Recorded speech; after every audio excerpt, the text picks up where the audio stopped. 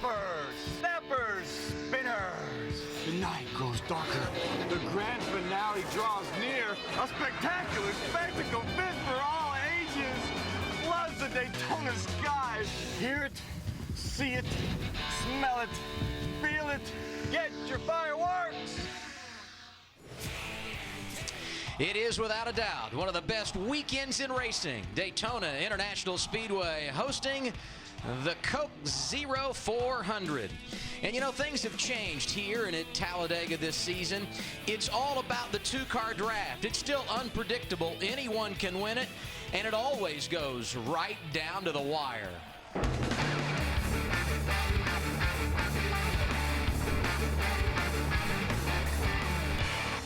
So who's your partner? Teammates, the obvious. In fact, Jimmy Johnson and Dale Jr. pushing their way to victory at Talladega a couple of months ago. And then you've got the odd couples.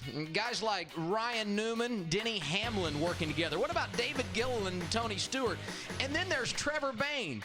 He won the Daytona 500. It's anybody's guess who he will work with tonight. Regardless of who you dance with, communication is key. Chris Neville has more with that. Good evening, Chris.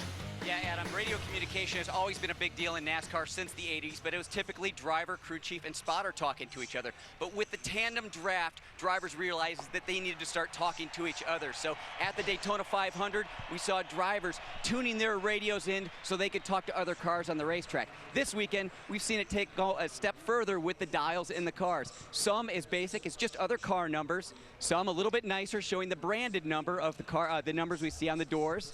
And some going even a step further, Jeff Burton's team putting the headshot of other drivers next to those numbers on the dial. Now, these teams typically are going to be seeing about 15 to 30 numbers that they can choose from, but most of these drivers just planning to stick with one radio out there, one other driver. But it's when that plan goes wrong, that's when you're going to want those other options. Larry? Well, Chris, these drivers are going to have a lot of voices in their ear. They're going to have other drivers from the drop of the green flag. They're going to have spotters talking to them. But it's also important to communicate with that crew chief because they're going to have to be watching the water temperature, especially when you're the pusher pushing another car. Now, earlier today, Kyle Petty and Wally Dallenbach, they found out a lot about all the different types of communication. One back, pulling up to you. He's on you. Have to drag your brake a little bit. He's there. He's pushing. Now we're connected again. It's amazing when they connect, you feel the thing bounce on your bumper about 3 or 4 hard times. Like somebody's hit you in a parking lot. It's like bam, bam, bam, bam, bam, bam, bam, and then all of a sudden you're connected. But I'll tell you what, it's easy to sit in the booth and sit at home and watch these guys what they do. It's a lot harder to do than what it looks like. Wally and Kyle like kids in a candy shop. Coors Light, the official beer of NASCAR, the proud sponsor of the Coors Light Pole Award, given to the fastest qualifier in each NASCAR Sprint Cup Series race. This weekend's Coors Light Pole Award winner, Mark Martin. For Mark, it's his 50th career pole, coming at age 52, and the 3rd time he will lead him to the green here at Daytona. Starting alongside the man that won here in February, Trevor Bayne. You talk about a cool front row.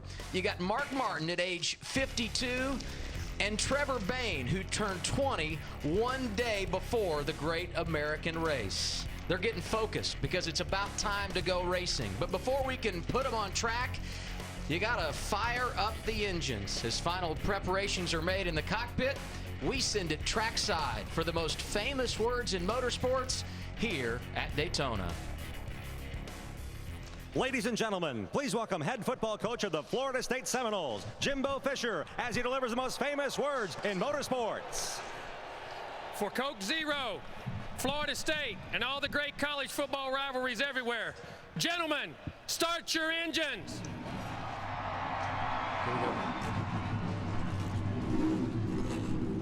Oh, yeah.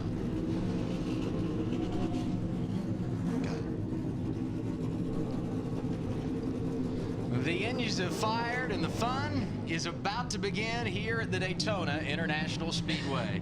Always good to have you with us on the 4th of July weekend here at the World Center of Racing. With Kyle Petty and Wally Dallenbach, I'm Adam Alexander. And there's no doubt about it, drafting has changed as we know it. It used to be those huge packs, 3 and 4 wide. Now it's the 2-car tango. And for you guys, it was back to school today. You got a chance on track to work together in the draft. For me, it looked easy.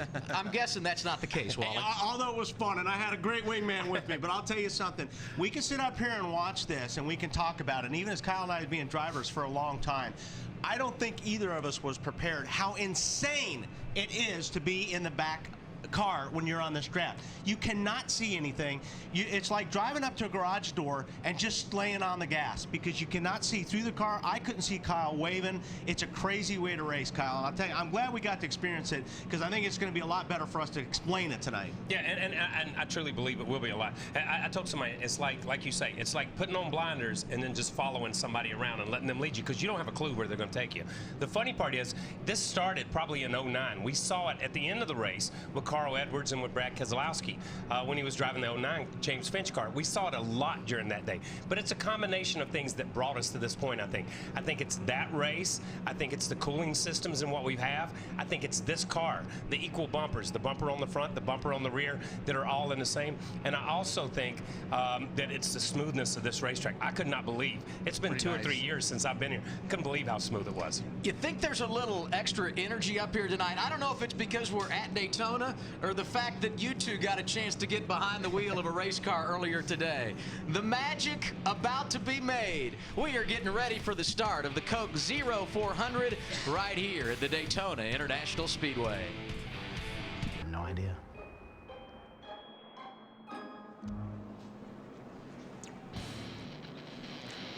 One of the great venues in all of sports, set to host one of the classics of the NASCAR calendar. NASCAR on TNT, proud to bring you wide open coverage tonight of the Coke 0400 at Daytona, powered by Coca-Cola. It's round 17 for the NASCAR Sprint Cup Series this season and round 2 here at the World Center of Racing. Tonight, we'd like to thank the following sponsors for supporting our wide open coverage here on TNT. Sprint, Coors Light, Chevrolet, Viagra, Horrible Bosses, in theaters July 8th. Crazy Stupid Love, in theaters on July 29th. Toyota, and of course, Coke Zero. And now we get our Coke Zero starting grid. On the front row, we told you about it. Mark Martin getting his 50th career pole alongside the Daytona 500 winner, Trevor Bayne. Clint Boyer on row 2 with Jeff Gordon. Of course, driver 24, a 6-time winner here at Daytona. Boyer with his best start ever at this track. David Reagan trying to get that first career victory alongside a man that knows what it's all about at Daytona. Junior trying to end the winless streak here tonight. Andy Lally gets his best career start in row 4, sitting alongside Jimmy Johnson, the 5-time champion and the guy who won at Talladega a couple of months ago. Row 5, A.J. Allmendinger, his best career finish coming in the '09 Daytona 500. Then you got Paul Menard, who's been fast all weekend long out of the RCR camp. Ryan Newman won the 2008 Daytona 500. He's on row 12 with the man that won this race in 2000. That would be Jeff Burton. As you watch the rest of our Coke Zero starting grid, we hear from the pole sitter, Wally Dallenbach, dialing up Mark Martin. Hey, Mark, this is Wally up in the booth. You got a copy? Hey, Wally. Yes, sir. Well, first, congrats on your pole. I know it's a great spot to be looking from, but, you know, I enjoyed talking with you last week about what this type of racing is all about. Kyle and I spent some time with Jeff Gordon as well, and we actually got on the track this morning and did it. And I can tell you what, I can understand now when you were telling me last week that you're going to latch on to Jeff Gordon and you're going to stay there because you really have to trust your wingman on this deal. This is really insane the way you guys got to run this race, isn't it? Yes, it is, Wally. But, you know, I really like it, and I feel really fortunate. I got the best guy in the field for a partner, and got great car, great equipment, here with Hendrick Motorsports. And so I look forward to it. It's going to be a wild ride tonight. Can't wait to get her started. It looks like it's fun. I mean, Kyle and I had a great time, and it's fun racing for the fans. You guys put on a great show. But, at what point do you guys just, decide who's going to be out front and who's going to be the pusher? Well, the joke is that it's my turn to be in front at the end, but in all reality, I don't think we got to worry about that a whole lot. What we need to worry about is just making sure that we're in position to have a shot at it at the end. And so, we'll get out, try to get out front here and stay out front, and see what happens. It's a long race, and the main thing is to have a shot at it at the end. That's what we're going to try to put ourselves in position for. All right, thank you, Mark. Good luck tonight. Thank you, Wally. Plenty of stories to tell along the pit lane. Let's go there one last time before we get the green flag and start with Ralph Shaheen. Kevin Harvick won this race a year ago. He did it from the pole. Tonight he's going to start 31st. Crew Chief Gil Martin said they're going to try to run with Paul Menard. Hard part is Paul's going to start 10th. Kevin's got a long way to go just to catch his drafting partner. Here's Marty Snyder. Well, Ralph, I talked to Carl Edwards moments ago, and he said this is the most relaxed he's been coming into a plate race in his career. Why? Well, he's a championship leader, and he said earlier this week, I decided coming to Daytona, I was just going to go and have fun. In fact, Bob Osborne's final words to Carl moments ago, go out, run your race, do what you want to do tonight. There's no pressure on where we finish. Chris? Well, only 5 drivers in this field have won this race multiple times, and Jamie Mack is part of that list. Last week, he was trying to turn around a tough season, but it didn't work out his way. I spoke with him earlier. He said he's going to team up with Juan Pablo Montoya tonight and look for the 1 car to be in the front, as Juan Pablo likes to be the pusher.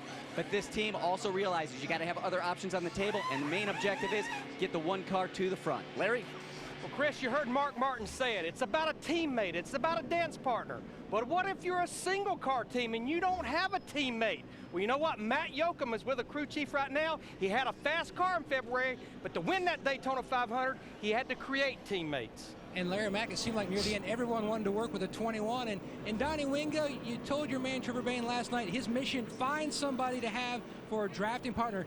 Did he complete the mission? Who's he going to work with? I mean, I don't really know right here to start with. We're kind of stuck up there among teammates, so we're kind of going to have to see how it shakes out here, but hopefully somehow pick us up as we start back through there. I think we'll be okay. I think we've got a fast car, people want to run with us.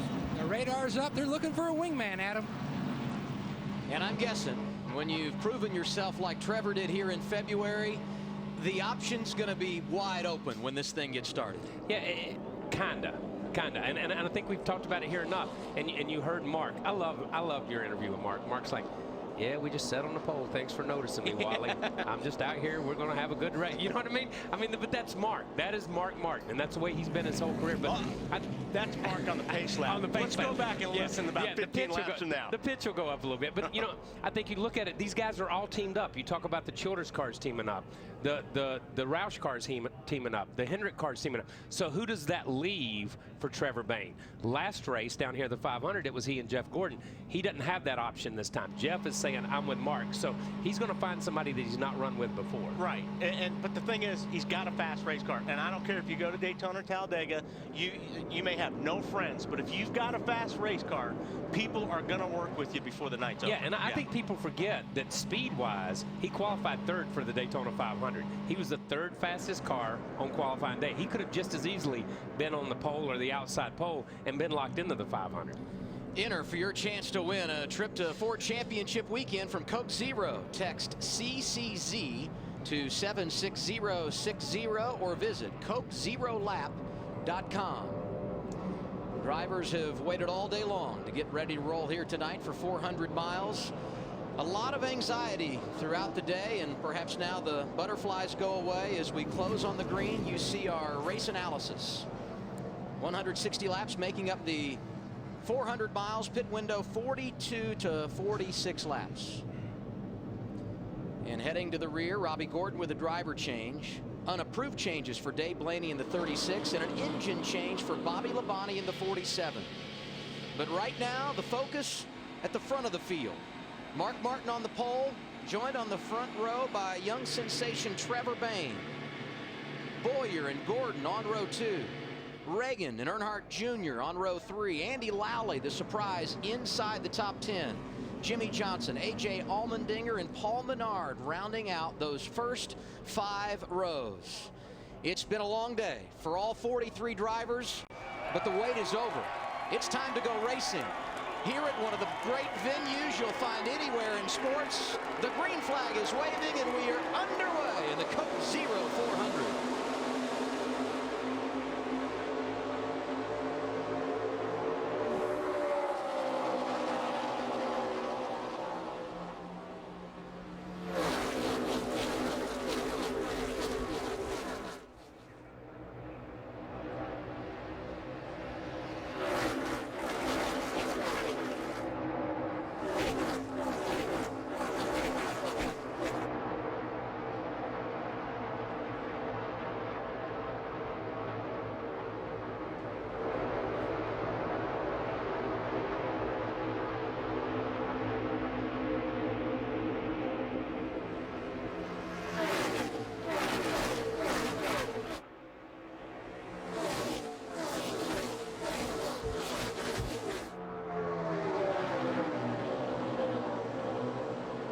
Martin, the pole sitter, hooked up with his wingman from Talladega. That would be teammate Jeff Gordon. And the duo able to push their way to the lead in lap 1. And I want you to notice this in this shot. You see these guys out front, and these guys are right here. There's 6 teams all black together. You see this blue car on the yellow line. That's Andy Lowley. And Andy Lowley. And as he's there, he's kind of separated the pack because nobody wants to run with him. He doesn't have a dance partner. The 31 drug his brake to pick up somebody else, and these guys are coming from the back that have already hooked up. And you see Andy out there all by himself. How about Edwards and Biffle up the middle, Wally? You can see the difference in speed there, because like Kyle said, if you got to drag the brake, everybody's starting to check up a little bit. I mean, those 2 guys right there passed 12 cars in the straight in the back stretch. Because they qualified close together and they found their dance partner quick. These other guys are searching for their partners. Yeah, I mean, we see the 3 Childress cars lined up right here in the middle. There's the 31, the 27, and the 29. 31's got nobody to go with. And the problem is, if you're the 2, he's a sitting duck too. Nobody wants to run with the 2 because 3's a crowd. 3's a crowd. That's exactly. And you look at this. These guys are looking for where their guys are. I know this is a strange way to start the race, but Wally, after being out there today, you can't overemphasize what it's like to be by yourself, right, and then to find your partner and hook up. And the 2 needs to drag his brakes to pick up the 71. That's his only shot right now, and I think that's what he's starting to do. Now he's finally found a partner. But it really is. Anybody that's hooked up 2 by 2, you don't want anybody else around you. See, you hear the spotters. They're all looking for the partner. 31 now Boyer will start dragging the brake, looking for Jeff Burton, and once they get hooked up, then they'll go forward. But there's Bain hung out now up on the high side. Kurt Busch, the 22 and the 78 pick up right back where they left off. You see these guys, they're all they're looking for their people. Here's the 20 and the 18. Look at the 18 right here in your picture, and the 20 coming. The 18's dragging his brake, waiting for the 20. That's his dance partner. And early in the race, you saw Boyer, who started up front working with Trevor Bain. Boyer now has found Jeff Burton on the outside, the Daytona 500 winner, all by himself. Here's David Reagan, Matt Kenseth together, and right behind them, Roush Fenway teammates Carl Edwards and Greg Biffle. Meanwhile, it's a Hendrick parade at the front. Mark Martin, Jeff Gordon drafting together lead the way.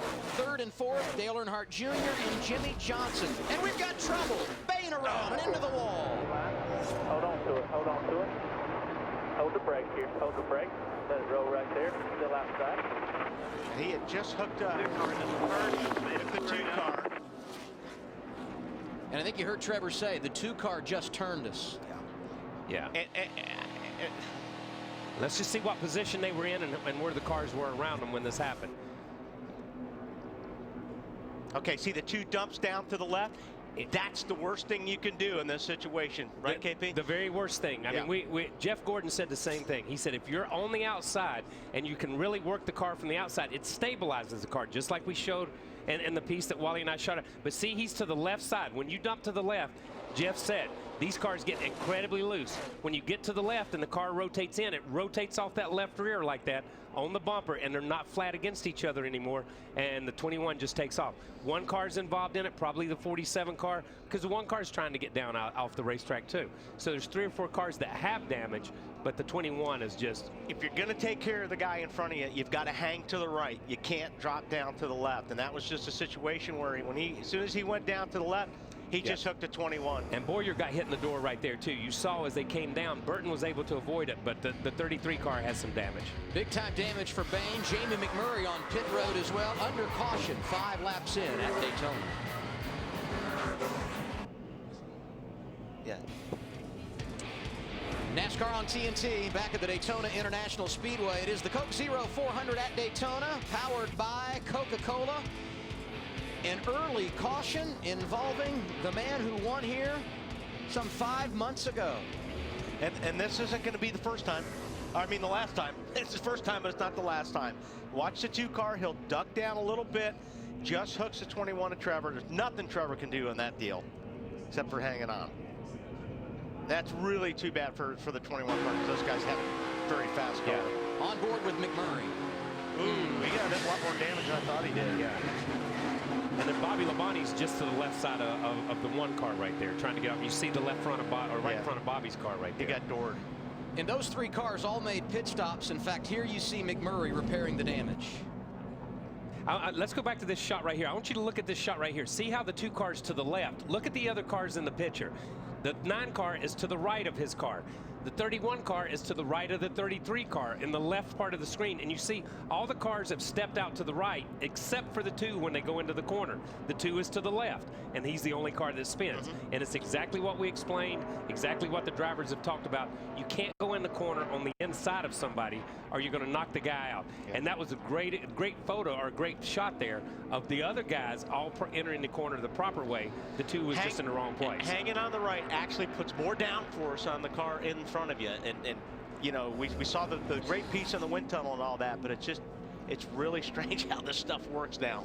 Real Coke taste and 0 calories, plus today's wide open race coverage. Coke Zero is your ticket to a great race experience. About a half lap from going back under the green flag as we complete the cleanup of our first caution of the night. And there were some cars that pitted. We told you about Jamie McMurray. As you see here, he got damaged. Bobby Labonte did as well. Both of those guys pitted, and a number of other race cars came down for service as well. Yeah, these McDonald's Brass Pro guys, they stay with the job. Dedicated. A for effort. And they're even laughing about it. Some of the other notables that made pit stops: Casey Kane, Martin Truex Jr., Ryan Newman, Montoya, Denny Hamlin, who did do some repairs, Clint Boyer on pit road for an extended period of time as well. So it took us 5 laps to get our first caution. Brad Keselowski getting together with Trevor Bayne. The Cinderella story here in February could not get the slipper to fit here in July. And as we get the restart, Mark Martin and Jeff Gordon on the front row, Dale Earnhardt Jr., Jimmy Johnson in row 2.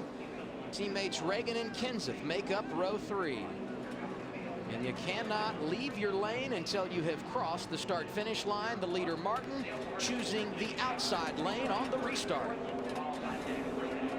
Green flag waving, and here we go. Yeah, I mean, Jeff is just going to lay.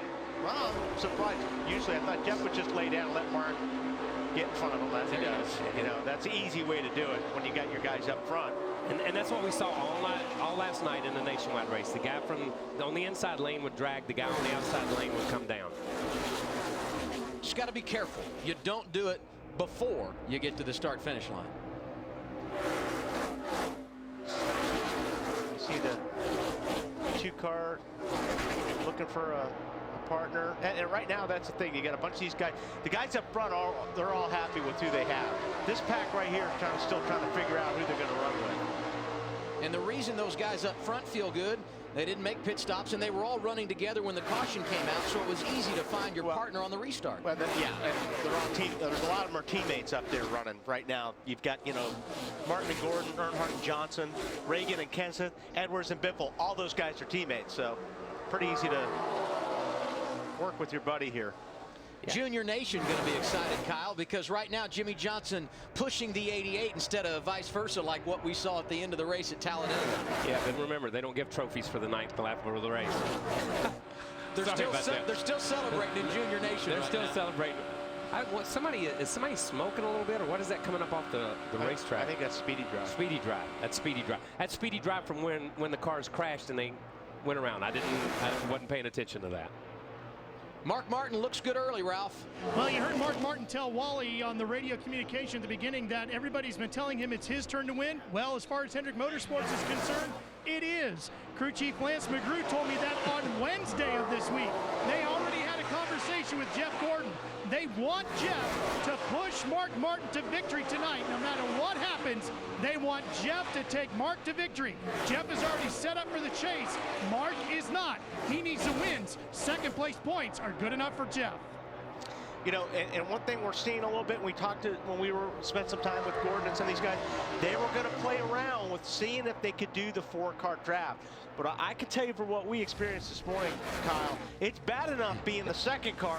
There's no way he could do it being the 3rd car. No, and I think the piece Larry did earlier on Wind Tunnel, when you heard what Darian Grubb had to say, they're not sure about 3 cars. They're not sure about 4 cars. Jeff Gordon had an interesting comment about it. He said if you're in the 3rd car, you don't have enough downforce on the front. You can't see where you're going. And when you get to the corner and turn, there's no response in the car. You're just being shoved off in there. But maybe the 4-car thing would work if you do it just on the backstretch, and then you separate going in the corner so you can see.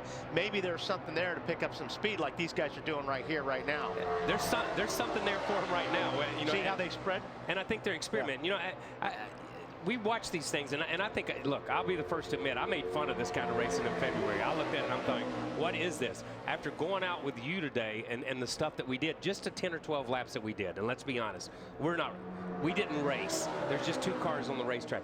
But to experience what you experience, it's incredibly hard as we see Matt Kenseth there, as we see Jimmy Johnson, to just be there on that bumper and commit and say, I'm going where you're going, and do it lap after lap after lap. You're basically the engine, and you're just driving, somebody else is driving your car, and that's a hard thing for a race car driver to do. Disappointment for the 500 winner, Marty. Yeah, not the return trip. Trevor Bayne wanted to Daytona. What happened? Yeah, that's the opposite of what we wanted today. You know, we didn't really have a plan at the beginning of who we were going to work with. We were decent with Clint Boyer there for a couple laps, and then obviously he was going to drop off to the 31. I was kind of dropping back, just looking for a partner, and the 2-car got to us. And going into 1, I don't know what happened there, but you know, sometimes these things just get loose when you're in the lead car, and I don't know what happened there. If our bumpers just didn't line up good, or if he kind of turned getting in, or if I turned down getting in. I haven't seen it, but either way, it ended up with a torn up race car that was really fast today, so it's disappointing. We wanted to be out there, but you know, I don't know what else to say. You know, it's tough to come from winning here to down being the last car out of this race. We were going to be smart. I wanted to push all day again. I just never got the chance. So, you know, kind of stinks for this team. They worked so hard to bring me another good race car here, the 2nd one of the year, and it's hard to rebuild race cars that are that good, and they did it. So, hate that it's torn up, but just really thankful for Ford and Motorcraft and Quick Lane for sticking behind us, because we're going to be back. And I did check in with Donnie Wingo. It is not repairable. The 21 and Trevor Bayne done for the night. The highs and lows of restrictor plate racing. TNT's wide open coverage brought to you in part by Sprint, proud sponsor of the NASCAR Sprint Cup Series. The Intimidator, the King, Smoke.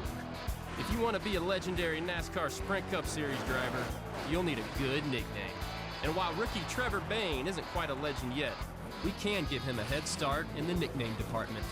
Because with Unlimited from Sprint, you can text, tweet, or post one at no extra cost. Together, we can give this speedy newcomer a name he'll never outrun. Unlimited from Sprint, only $79.99 a month. Sprint changes the game again with America's first 3D phone. Now anyone can watch and shoot video in 3D. Cut, guys. We're not making effective use of the 3D technology. I think I can help. You stand over there and film Daddy while I reserve.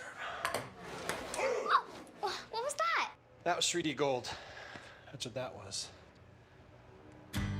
Let's make homemade 3D the next big thing. The new HTC Evo 3D, no glasses required, only from Sprint.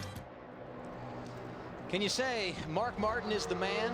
In February, we had 22 leaders, 74 lead changes. That's a record for the 500. Until now, Martin had led every lap.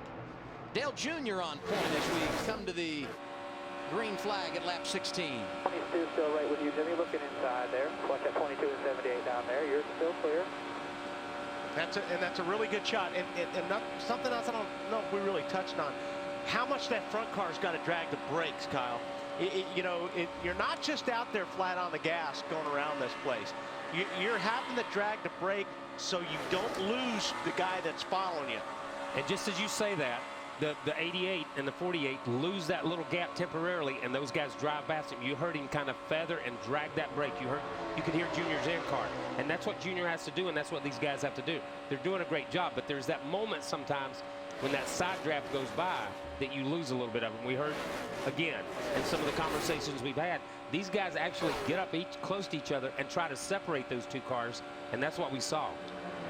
It's like Gordon and Mark Martin have separated a little bit, and it takes a little bit of getting back in, like you said, dragging the brake, getting up to the bumper. I mean, this takes a quarter of a lap to get the car settled down to where you're hooked up.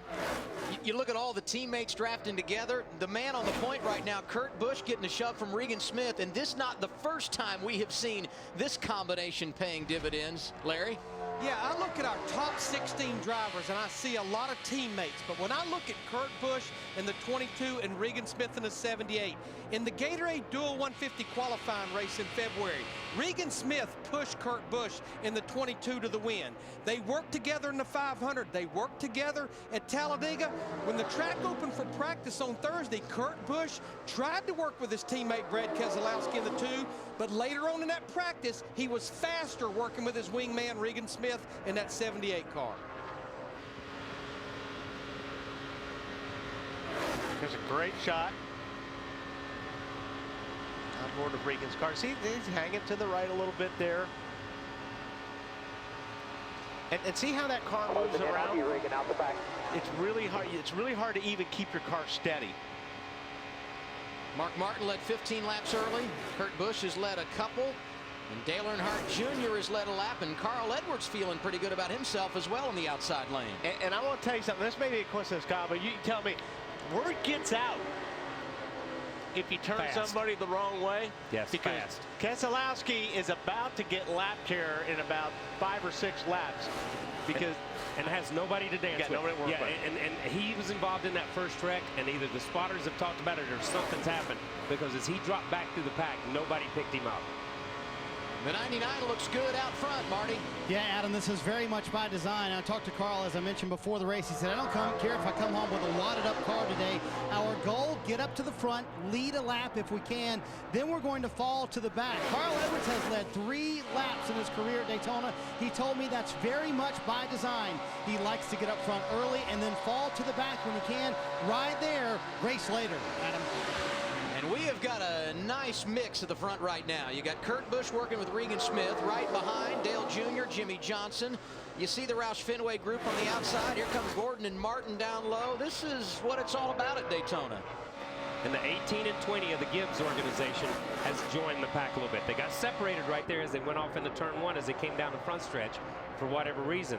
But now we've got a multitude of groups or organizations joined up here, our 3 top groups, really.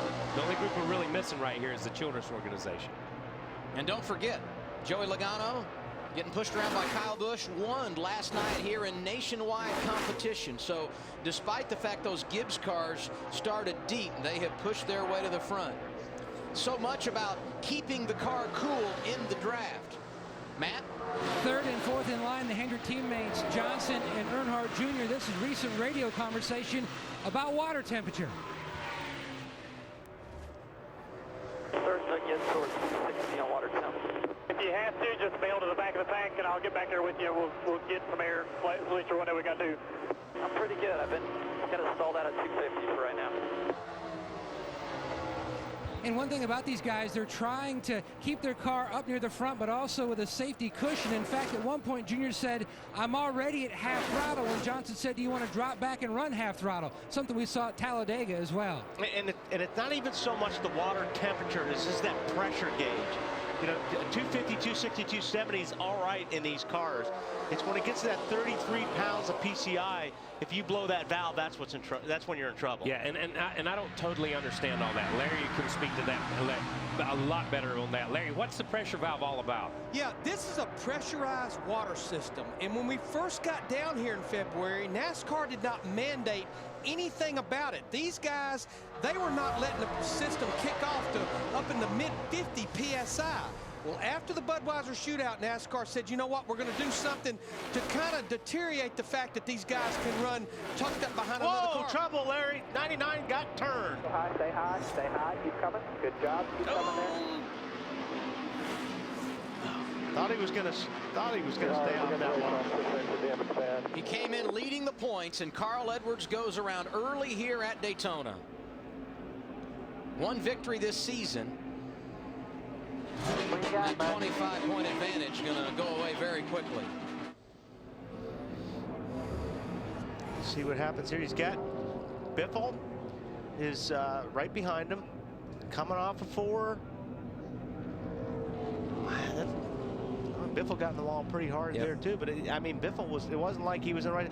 The 99 may have had to check up just a little bit. He may have been pushing off or whatever, but he was running 3rd at the time of the accident and had led 1 lap here tonight. Looked like he even was a little bit loose getting up off that corner.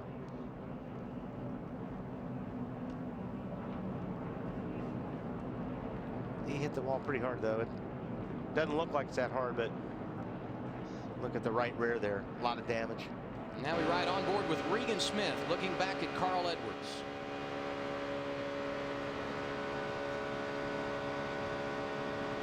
Yeah. How about Jeff Gordon and Mark Martin driving right through unscathed? We're going to go to the top here, go around the 78. And I'm going to tell you, was that Carl speaking? Was that Carl on the mic saying we're going to go to the top and go around the 78? We hit pretty hard. We got the right front suspension damage bad. That was Biffle there, I think, on that one. I believe the second one was Greg Biffle. Yeah. Referring to that hit in the outside wall. First pit stops of the night for these leaders. They'll come at lap 24. Kurt Busch has the lead. We start with Matt Yoakum. Dale Earnhardt Jr. pleased with that 88 machine. In fact, he didn't want any real changes. Steve Letarte said we need 6 seconds of fuel, so we might as well go right side tires on the 88.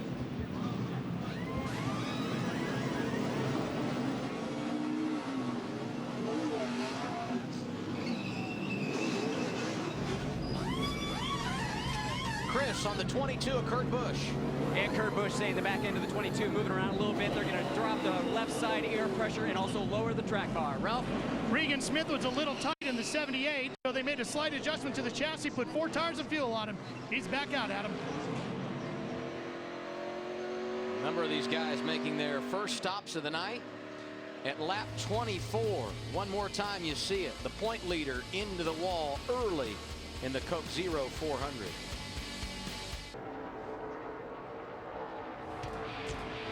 Back at Daytona, it is the Coke Zero 400. 25 laps into the 160 that make up tonight's race. Second caution of the night. Carl Edwards getting turned around as he entered the tri-oval. Both he and his drafting partner Greg Biffle received damage. A number of guys pitted at lap 24 and a handful more coming down at lap 25, including Mark Martin and Jeff Gordon. Yeah, they've decided they'll probably sit this one out, so to speak, get in the back of the pack and ride for a little bit. Now, what this does accomplish for Jeff Gordon is he led a lap by them bypassing pit road that first lap that it came over. They got a pretty good head of steam there.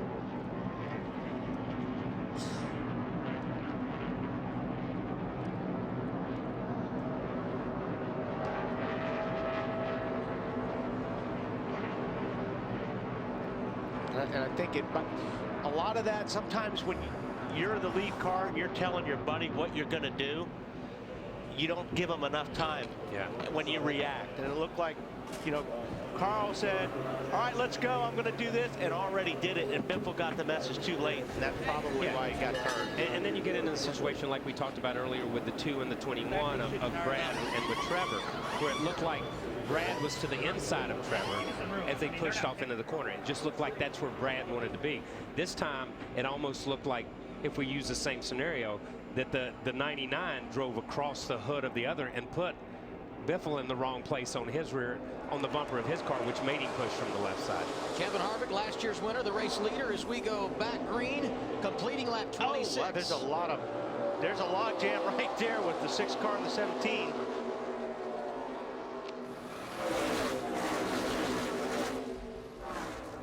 On the outside, that's Regan Smith being pushed around by Kurt Busch. Those two have been magnets here tonight. And see how those guys got separated from the front 2 cars? Because those 2 guys were dragging the brakes waiting for the partner. And Harvick and Menard, they just set sail. But the 6 car and the 78 car had to slow down to pick up their partners. And look at how much space they lost here on the racetrack. And Truex Jr. and Ruderman just split them right there as they separated. And all this going on behind Kevin Harvick and Paul Menard, who have checked out, but now they make the swap. Menard goes to the point. Now watch how fast these guys behind him will catch him. Look at the head of steam that Reagan and Kenseth have right now. It's now 7 lead changes among 7 different drivers, and there they go on the outside. Reagan, the new leader. Clear, pulling away, clear by 5. When you make that switch, you're going to lose a ton of time. You're going to lose a lot of positions. It's amazing how much time you lose when cars get side by side and make that switch. From the start-finish line to turn 1, they passed them, cleared them, and drove away from them by the time they came off 2 by the same amount. And here's what's interesting about the swap. It came 1 lap after we went green, and back behind him, here we go, 3 wide.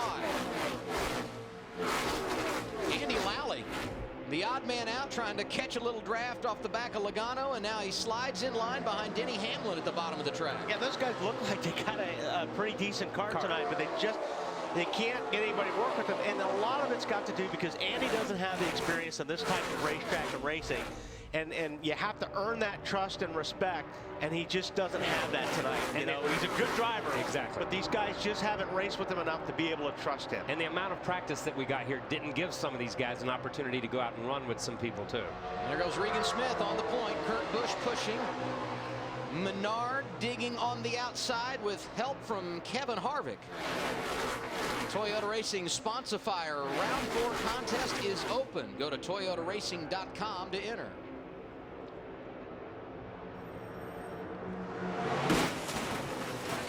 Kyle Busch! Sweet car, dude.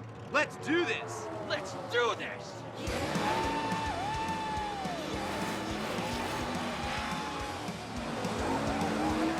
That's how you do a donut.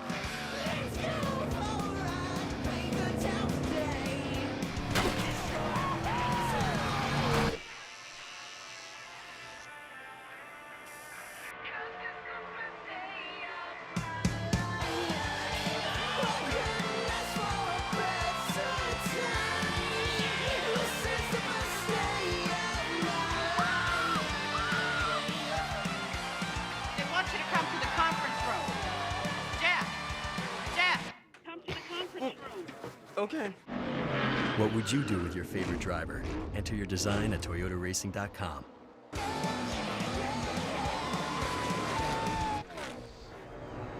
They weren't great in qualifying, but the Toyota's starting to make some noise. In the outside lane, that's Martin Truex Jr. with a shove from teammate David Ruderman.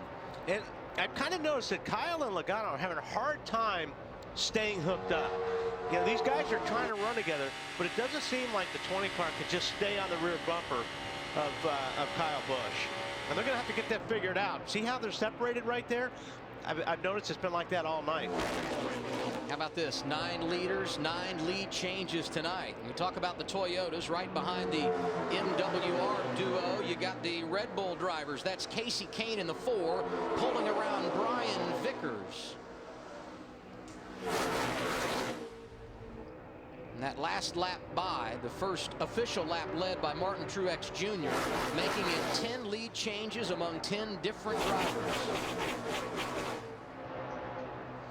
We saw when they went back green a moment ago, Kevin Harvick leading, and then 1 lap into the run, he and Paul Menard made the exchange. They've lost position. So why did they make the swap, Ralph? Well, he just wanted him to get 1 shot up front, lead 1 lap, pick up a couple of points, and then swap back and settle in. So that's what they did. And speaking of settling in, early in this race, it was all about the Hendrick guys. Right now, they're scored from 28th on back. That's where Dale Jr. is.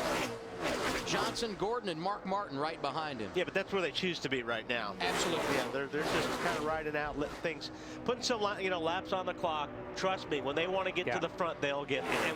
And we keep talking about Jeff because the TNN broadcasters had a meeting, and Larry McReynolds, motor coach, and sat and talked to Jeff, and Jeff said, if you can't be in the top 5 or 6, you want to be in the back.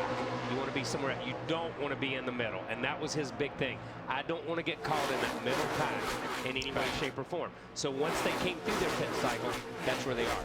And he called that middle pack the Beehive. The Beehive.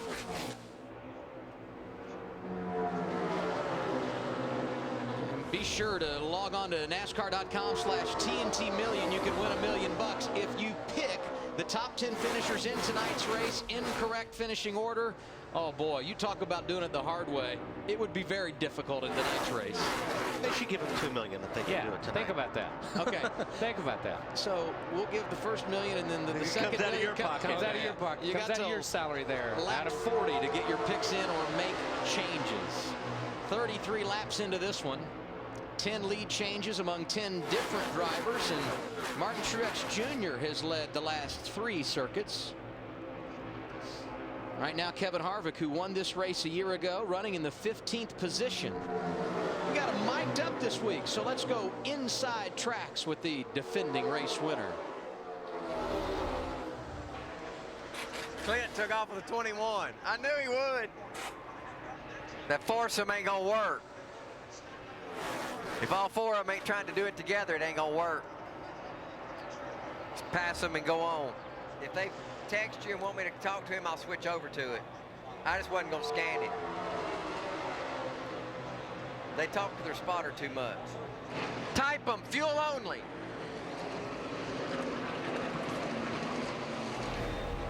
Gil Martin, the crew chief for Kevin Harvick. That's interesting. That's pretty good stuff. There's 2 or 3 different things. He's laughing at Clint because when they dropped the green flag, Clint took off with the 21. He didn't wait on his partner, and he had that little laugh on his face, that little smirk. Then he's talking about texting guys, you know what I mean, and talking about fuel and talking about things like that. And that's really good conversation, because that's not the stuff that he's talking to his driver. Who's he talking to and what's he talking about, Larry? Yeah, what he was trying to do is get his engineer to email or text Paul Menard's crew, the 27, who's his partner right now, that they had elected to go to fuel only, because, guys, that's the key with this partnership that you develop. It has to happen on pit road as well. I saw Regan Smith and Kurt Busch, both of those guys in the 22 and 78. They both changed 4 tires. If you're on different agendas, this partnership won't work. Yeah, and that's it. That's incredibly interesting. Here these guys are. They've got all the radio skills and communications in the world. They're teammates, but they're texting from one end of the pit road with their Sprint phones. They're texting from one end to the other, because you heard what he said.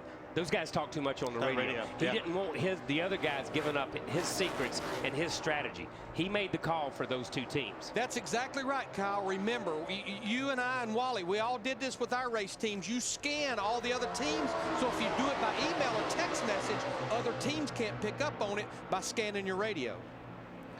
We see there in the middle. Now go ahead, Marty, you got something?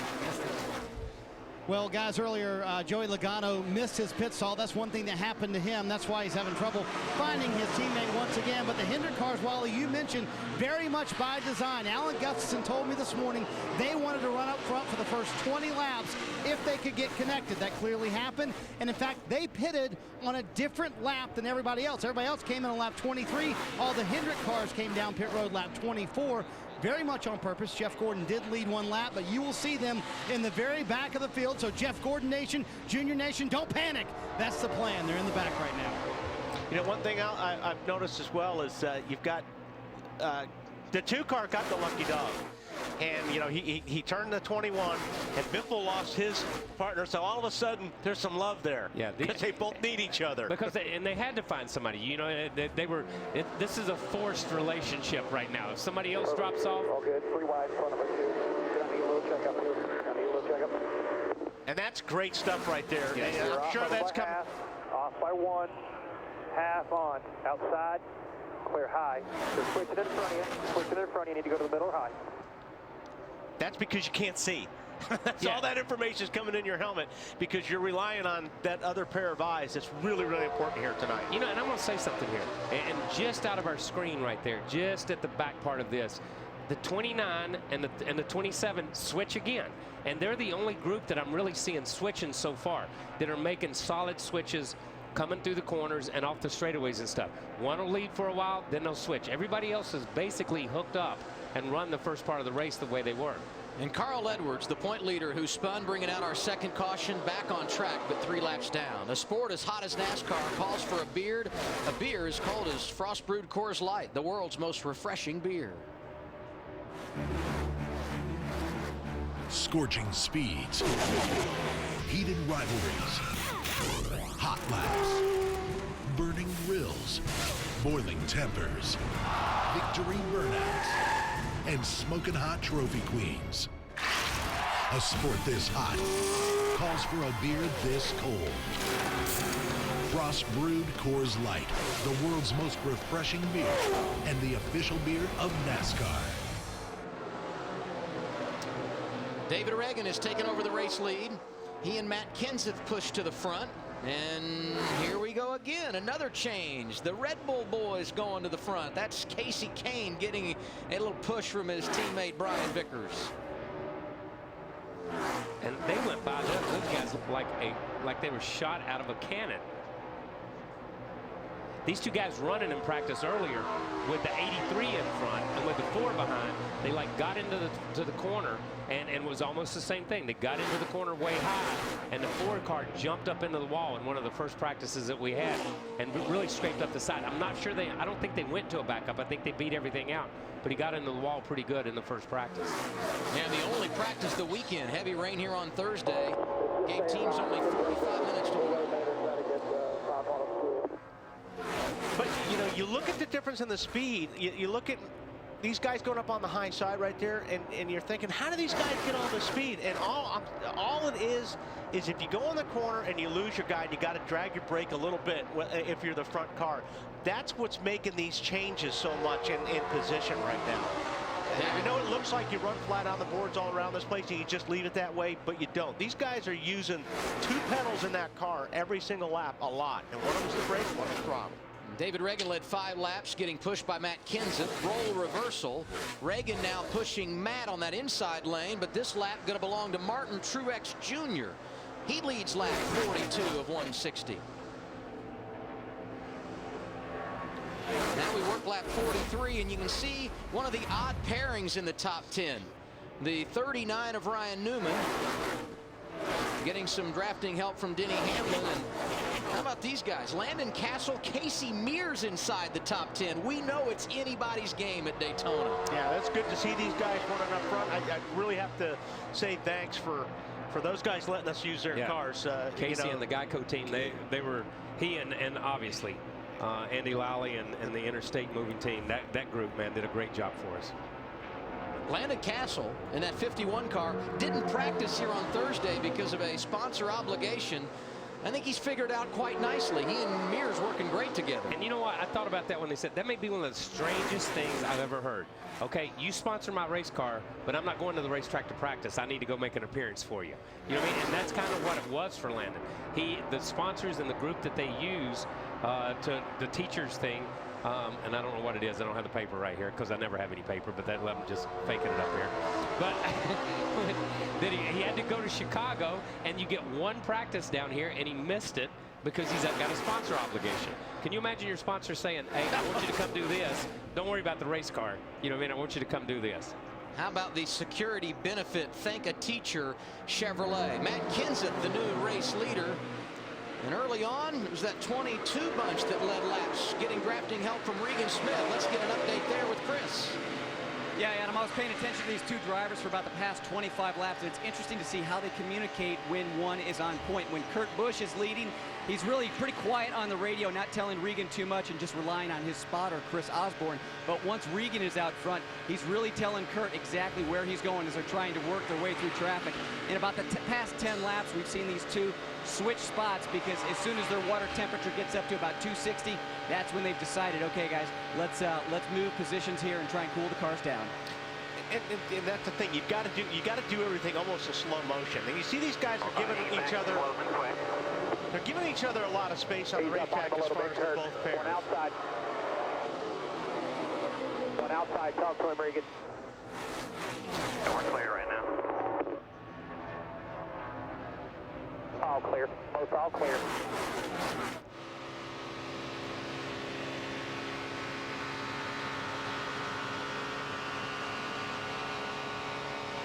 Have about 15 back to the 18 and 20.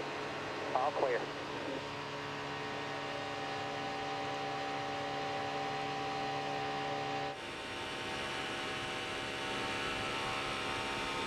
Back by 4.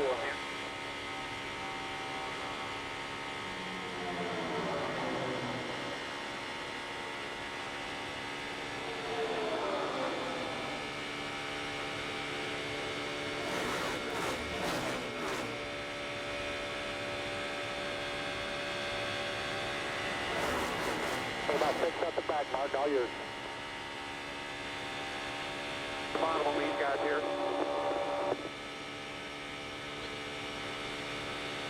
On the bottom.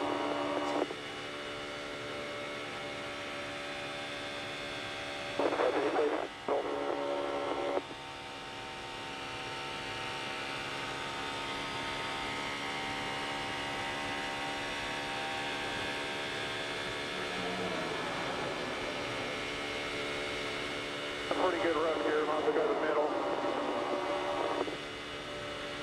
And low on David, looking inside on David.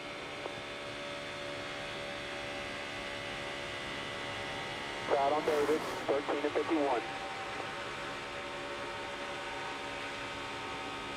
They're about 15 at the back. If you ever want to switch, just say it. So you hear the communication on track, and here's the 99. He wrecked early, perhaps more problems for the point leader, Marty.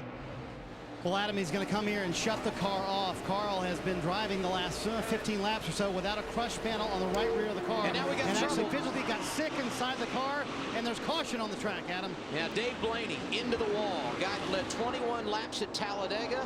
He brings out our third caution of the night.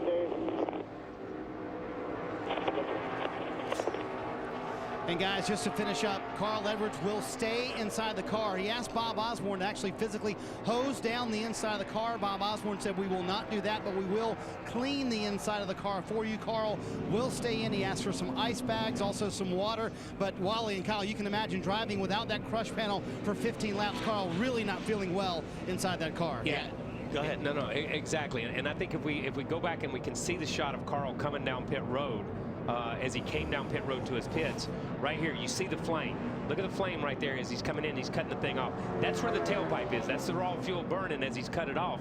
But the crush panel that's out is right there because he's got left rear damage. So all that stuff is coming up in the car on that side.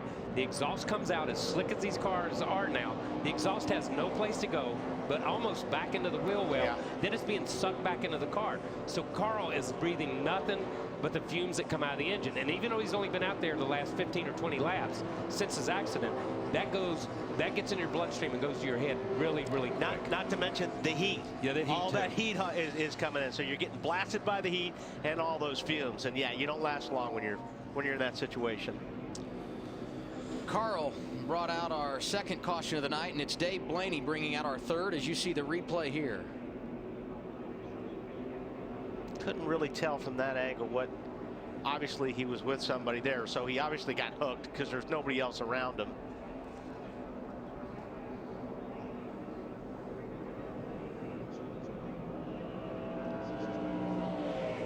Okay, watch the 99 car. Watch when he, see that? That's the crush panel. And now the leaders are on pit road, Matt. Martin Truex Jr. in Nationwide Series winner in the plate race is trying to get one here. He's already away. Right side tires. No changes. Well, guys, Matt Kenseth leaving with 4 tires. His teammate David Reagan, the same thing. 4 tires, no changes on either one of those cars. Clearly very happy with them. They worked together very well at Talladega, working together very well here in Daytona as well. Casey Kane also happy with his car. No changes when they were last in on lap 25. No changes now, and they didn't take tires, just fuel. Lap 49 is when they came to pit road here under our third caution of the night. See Casey Kane, Martin Truex Jr., Kevin Harvick, Regan Smith, all making good gains on the pit stops.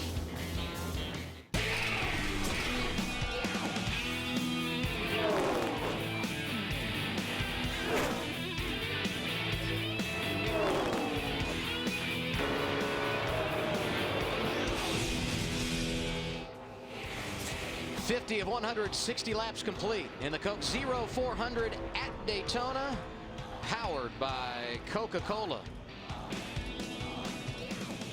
Introducing super cold activation from Frost Brewed Coors Light with 2 stages. Now NASCAR fans will know when their beer goes from cold to super cold.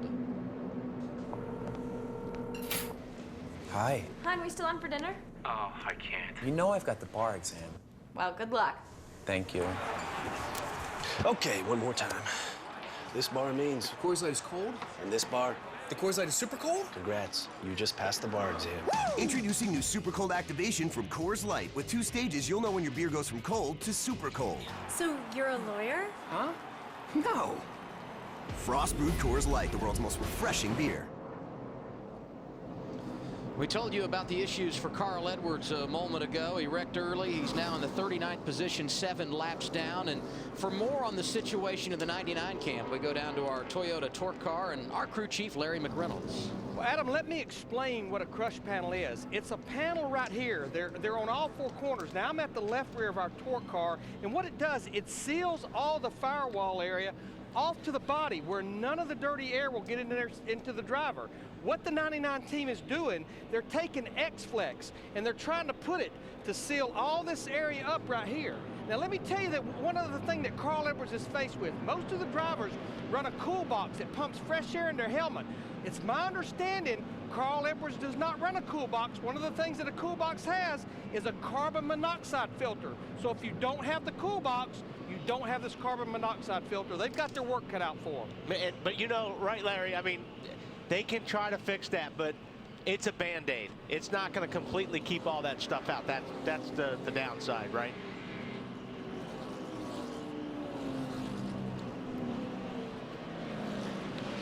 Talk to me, Larry.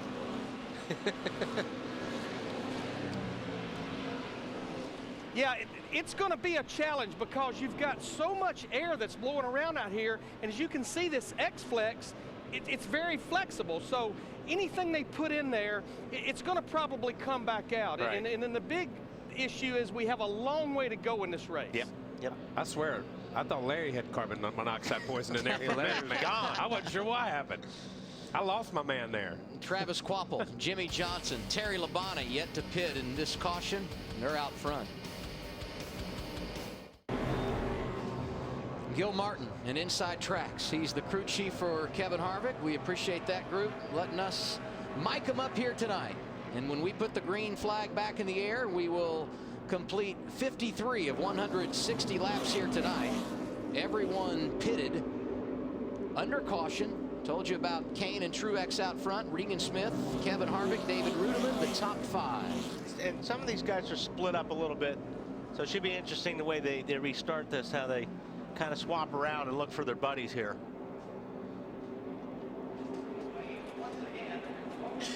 Casey Kane up front. Vickers is like back in 8th spot.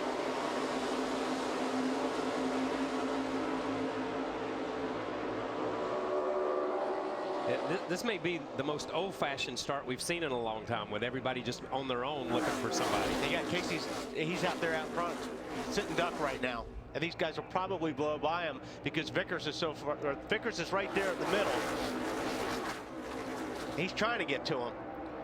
When some of these restarts, when you see Vickers get out front like that, Vickers is not dragging his brakes. You know what I mean? These other guys that are in the lead, we saw the 56 of Truex drag his brakes. Now Casey really got on his brakes there to pick up Vickers. But you saw the 56 drag his brakes to pick up the 00 of Ruderman, so it looked like that the 4 car on his own could just drive away from him. But he's not, because he's just not dragging these brakes. And that's what's funny about these restarts right now. We did get a report Dave Blaney has been released from the infield care center. He brought out our 3rd caution of the night. I am amazed, Wally, at how quickly on a restart these guys scramble, find one another, and settle in. Yeah, you know, there's that trust factor. And I continue to look at Kyle Busch and the 20 car. Busch has not had a whole lot of help tonight as far as having somebody right on his rear bumper.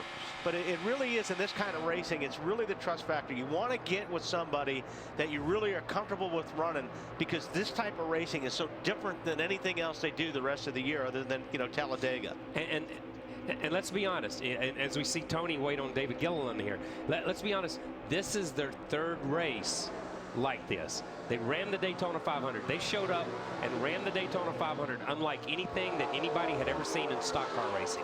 Then they go to Talladega, and even though there had been glimpses of it there in the race of 09, and so everybody did it in 09. You could only do it for a couple of laps, but in that race, nobody really in particular started it, even though everybody wants to say Junior started bump drafting. Just thought I'd throw that in tonight, make Junior Nation mad. Then a lot of people did it during that race, you know what I mean? But they couldn't do it before a couple of laps. And I think it's evolved, and it's still evolving as we watch it in this race right here in the Coke Zero 400. It's not what it's going to be when we get to Talladega. I think they'll take it to another level when we get to Talladega. We've already seen glimpses here of guys trying to work 3 and 4 cars. You talked about Dale Jr. He and Jimmy Johnson worked the 2-car draft to perfection at Talladega. What's their story tonight, Matt? Running back in 34th. Now, they're not in the back by design or by game plan. Back on lap 24, Jimmy Johnson made contact with another car on pit road. He had to make a return visit. So they gave Dale Jr. the option. Do you want to stay out or come back? So in that way, you are still paired up. Jr. came back, took on left side tires. Then on the last stop, Johnson tried to lead a lap, didn't lead a lap, so then both cars pitted late. So that way they're both on the same cycle, in the back, running together, still partnered up. And we go back to, once you make a commitment that you're going to hang with somebody, I mean, that's it. Tuesday of last week, Mark was like, I'm running with Jeff, and that's all I'm running with. And that's all. And that's it. It's over. And I mean, you know, these guys have made their minds up, and they're going to hang with them, you know, no matter what. Martin Truex Jr. has now led 11 laps. He and David Rudem, his teammate, have been strong on the restart. But check out behind him. Regan Smith now in third. And you see him here getting a little help from Kurt Busch. And the Red Bull boys have hooked up behind him. That organization's been strong early, Wally. Yeah, those guys have been working well together. They've been up front, and you can see them creeping up. You see that, like I said, they're starting to really experiment with this 4-car deal. 20th lead change of the night. Regan Smith on the outside goes to the point as we complete lap 58.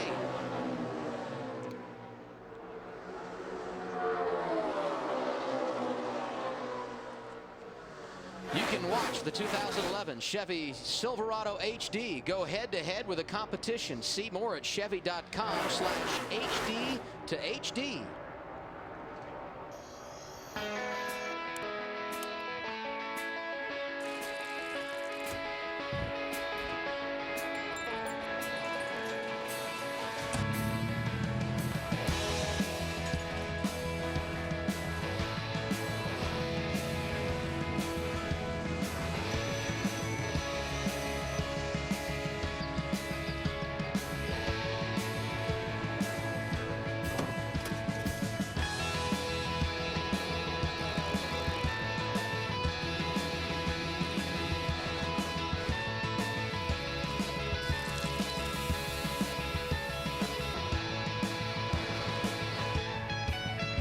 Most dependable, longest-lasting, full-size pickups on the road. Chevy Silverado. This is how America gets work done.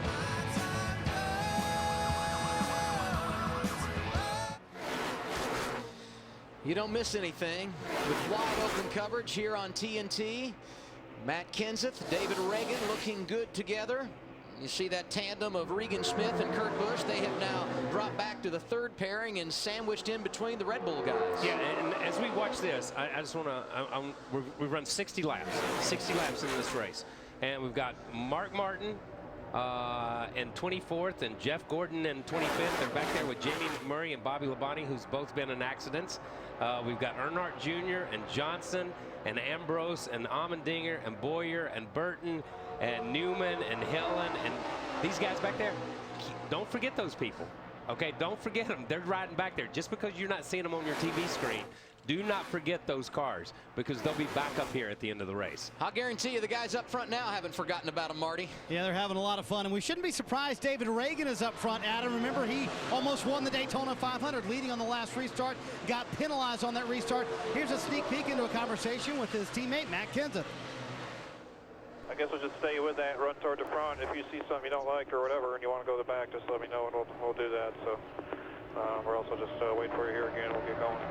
Yeah, I'm all right with that. I thought if we lose more spots, so we just go ahead and drop to the back being we both led a little and did our deal. But yeah, we can just ride up here on the bottom and see what happens. And clearly they've decided to stay up front. Here's how the communication works. Whoever is in the lead, that's the spotter that communicates and leads for both cars. So Mike Kalanoff, Matt Kenseth spotter, now leading both cars. When that switch happens, the drivers inside the car have to switch over radios, because who's ever out front, that's the spotter calling the race. Adam? Gonna get crowded at the back if everybody wants to go back there. True. True. Yeah. Yeah. It'll look like the Methodist church I used to go to. Everybody sits on the back rows. Nobody sits up front. That's a rule at the Methodist church, yes, it right? is, as a matter of fact.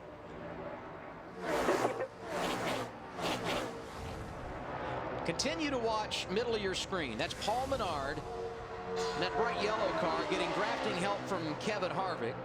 These two paint schemes a little bit different this weekend than what we've seen throughout the year. But they have continued throughout this race to make the swap. And right behind them, you got Martin Truex Jr. looking good, Matt.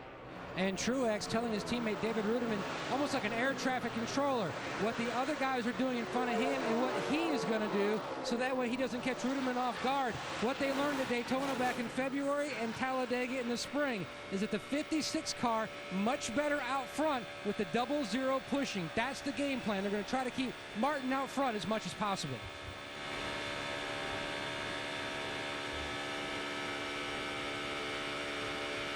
To break a tiny bit.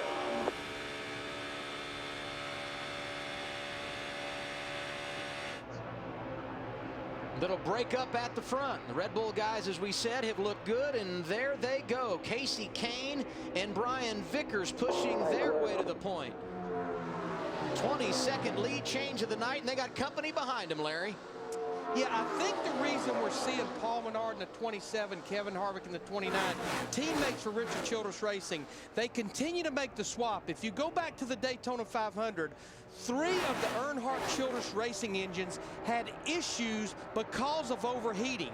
Kevin Harvick fell out after 22 laps. Jeff Burton had a failure, and Jamie McMurray. I just think the early part of the race, they're just being conservative. When Carl Edwards crashed a while ago, I was explaining, this is a pressurized water system, and the pressure relief valve kicks off at 33 PSI.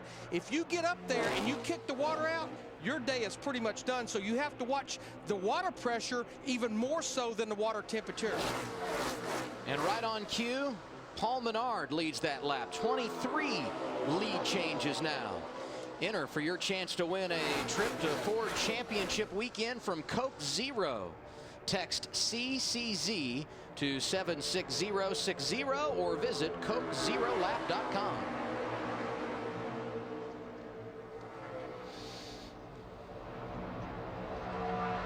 Just as quickly as Paul Menard went to the front, he and Harvick shuffled back.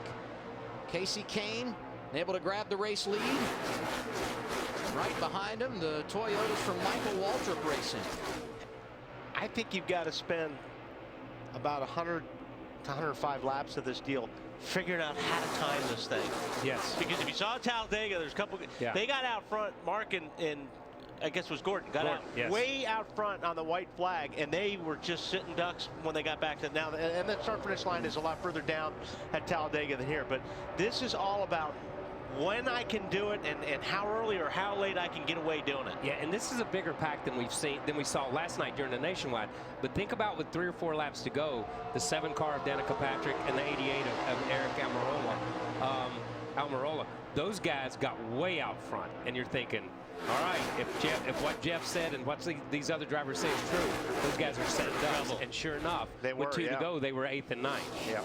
Off the top of our show tonight, we talked about the odd couples in the draft. Certainly, Kurt Busch and Regan Smith have worked together as non-teammates. And how about the duo that has now worked their way into the top 10? Tony Stewart in the Burger King car has won this race 3 of the last 6 years, and he's got help from David Gilliland and Joe Nemechek. Oh, front row Joe and Travis Kvapil putting a nice run together on the outside. But let's go back to Talladega. We talked about Dave Blaney. It was Blaney and the 87 of Nemechek was there with him. Those guys stuck it out, and he had a great finish at Talladega. And the 18's going up there to try anything he can, because Logano cannot stay on that 18's bumper. And I mean, I know Kyle's got to be frustrated because those cars have been like this for the whole race. Everybody else is getting up. For whatever reason, Joey cannot hang there. Yeah.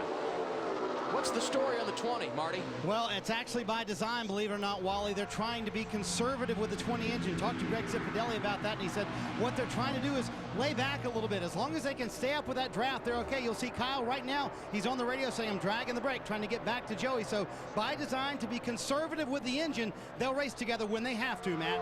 And moving to the outside is Stewart and Gilliland. Basically, this pairing came together at Talladega. Stewart had a flat tire, almost going a lap down. Gilliland pulled off from another pairing and teamed up with Stewart, and they ended up having a decent day. They carried that teamwork over to Daytona. A lot of confidence with this pairing of Stewart and Gilliland, and it's showing on the racetrack. They look good, solidly inside the top 10, Matt. And you got Casey Mears, Landon Castle circling back to the front as well. From wide open race coverage to VIP experiences, Coke Zero doesn't settle for just watching the race. Neither do the Coke Zero super fans. Right, so there was one and just went up and straight. They just went with that. Yeah. Excuse me, you're in the Sprint Cup, right? That's right. But you ladies are like icons around here. Hey, is there any chance you can slip us into victory lane for the post-race celebration? I don't know. It's a restricted area. Behold. You guys think you're real slick, huh? Okay, how did you do that, and where did it go? We'll tell you. Oh, once we're in victory lane. Okay, done. But make sure it reappears. You got it.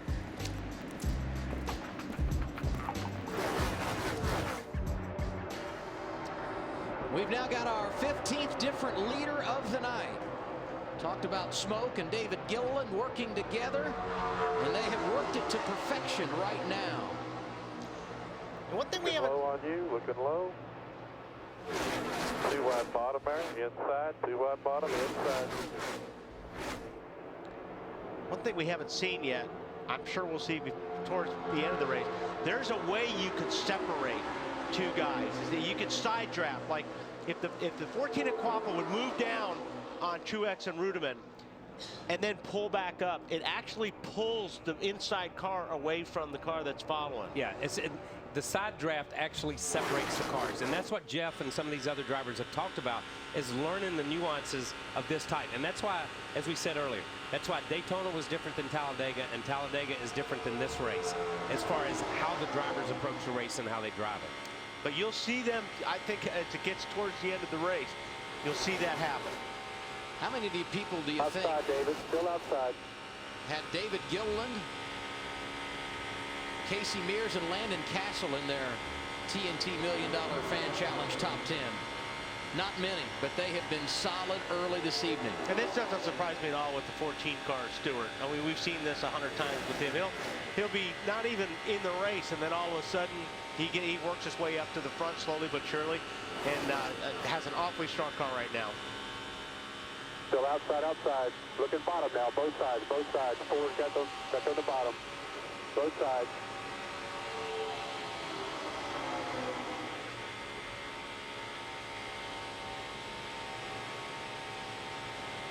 Top side broke up. You guys should have the momentum here. 14 still out there. Clear high, clear high. Great job, David. That's the way to do it, buddy. Just like they were shot out of a cannon. And one of the reasons that happened, it looked like the 14-34, little separation, yeah. and that's all they needed to shoot to the front.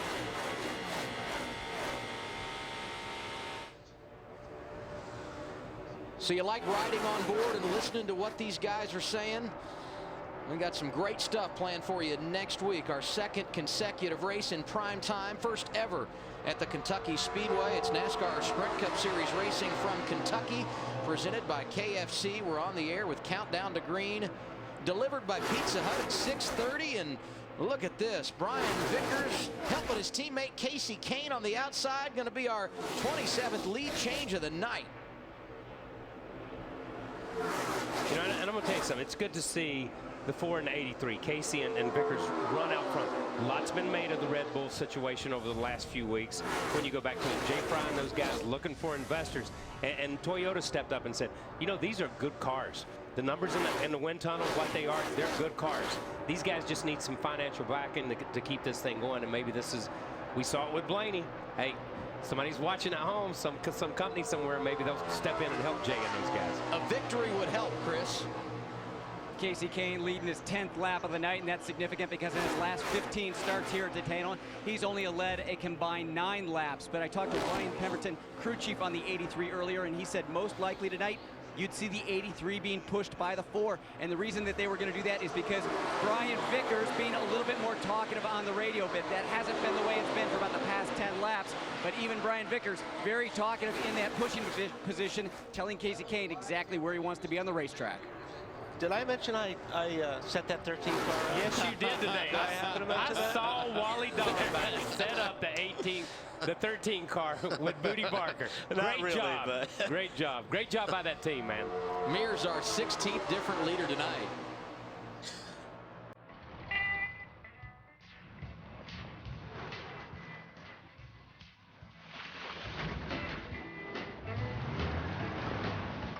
You've reached the age where you don't back down from a challenge. This is the age of knowing how to make things happen. So why would you let something like erectile dysfunction get in your way? Isn't it time you talk to your doctor about Viagra? 20 million men already have. With every age comes responsibility. Ask your doctor if your heart is healthy enough for sex. Do not take Viagra if you take nitrates for chest pain, as it may cause an unsafe drop in blood pressure. Side effects may include headache, flushing, upset stomach, and abnormal vision. To avoid long-term injury, seek immediate medical help for an erection lasting more than 4 hours. Stop taking Viagra and call your doctor right away if you experience a sudden decrease or loss in vision or hearing. This is the age of taking action. Viagra. Talk to your doctor.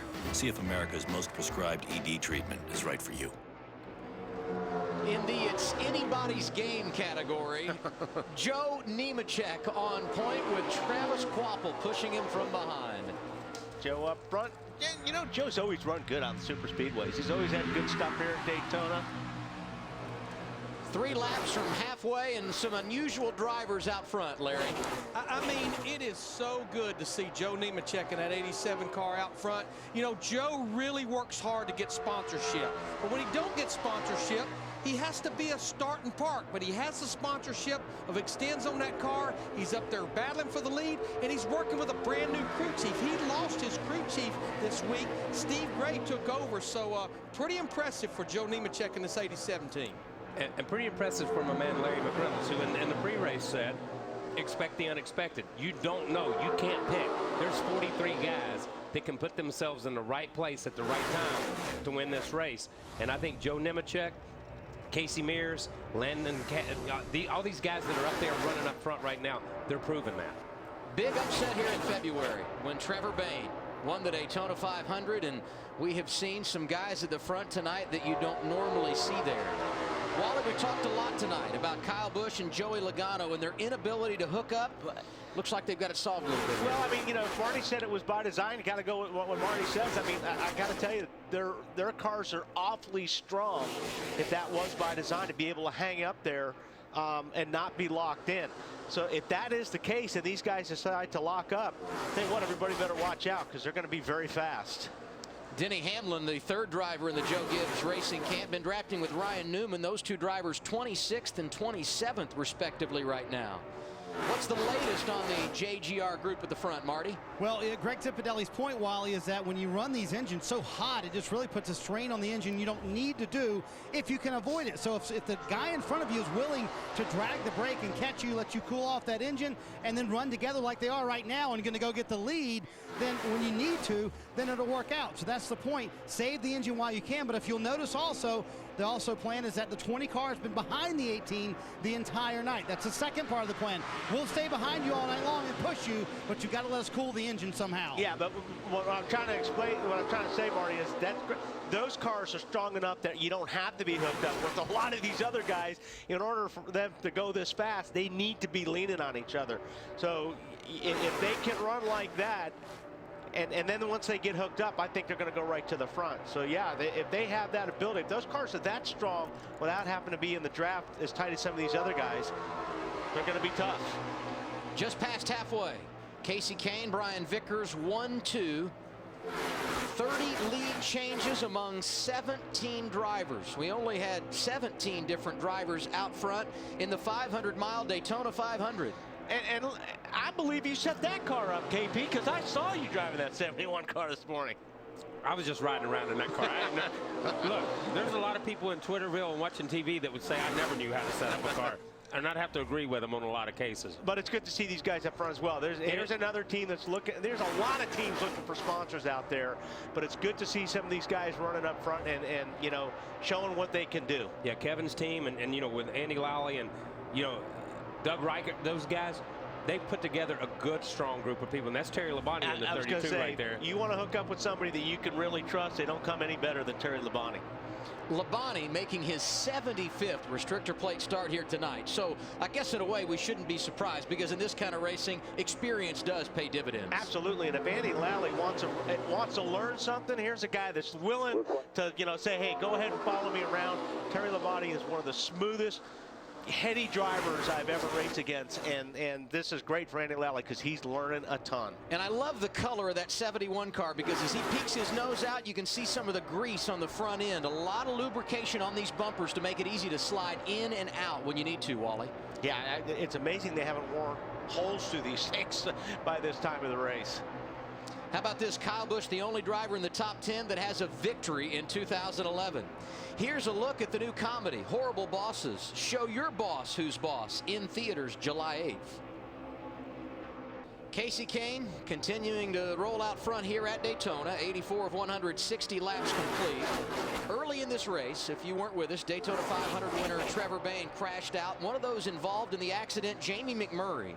But they have repaired that one car nicely. He and Juan Pablo Montoya running 19th and 20th. And the Hendrick cars, as you see bottom of your screen, starting to rally back. Earnhardt and Johnson looking at a top 15 run right now.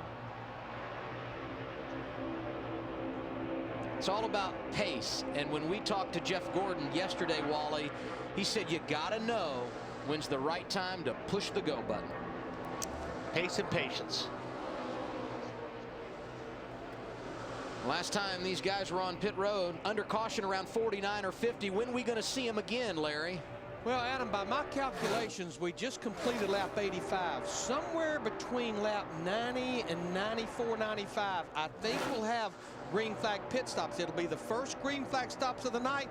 This is where they're going to get really busy on the top of the pit boxes, really busy as far as spotters, because as we documented earlier, Marty, you have to make sure your partner and your dancing partner, you're on the same page. Absolutely right, Larry Mack. Jeff Gordon and some of the guys down here pitting about lap 94. So that's in 9 laps from right now, and some deals being made here on pit road. You want to pit absolutely with your partner, as Larry Mack mentioned, lead change on the racetrack, guys, but you don't want to pit with too many cars, Adam. That'll slow you down coming to pit road. And that lead change, Marty, about the guys you talked about laying in the weeds earlier, the Joe Gibbs Racing teammates of Kyle Busch and last night's winner, Joey Logano.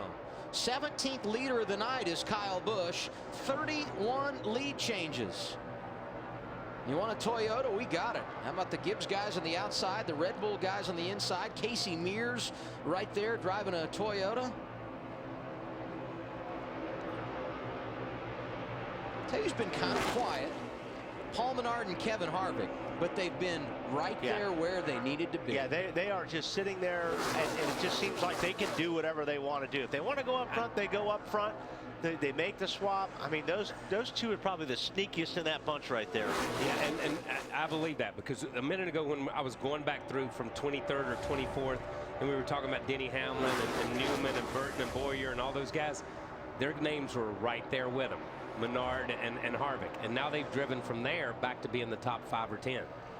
TNT tomorrow, join the resistance from executive producer Steven Spielberg and DreamWorks Television. Falling Skies, an all-new episode tomorrow, 10/9 Central on TNT.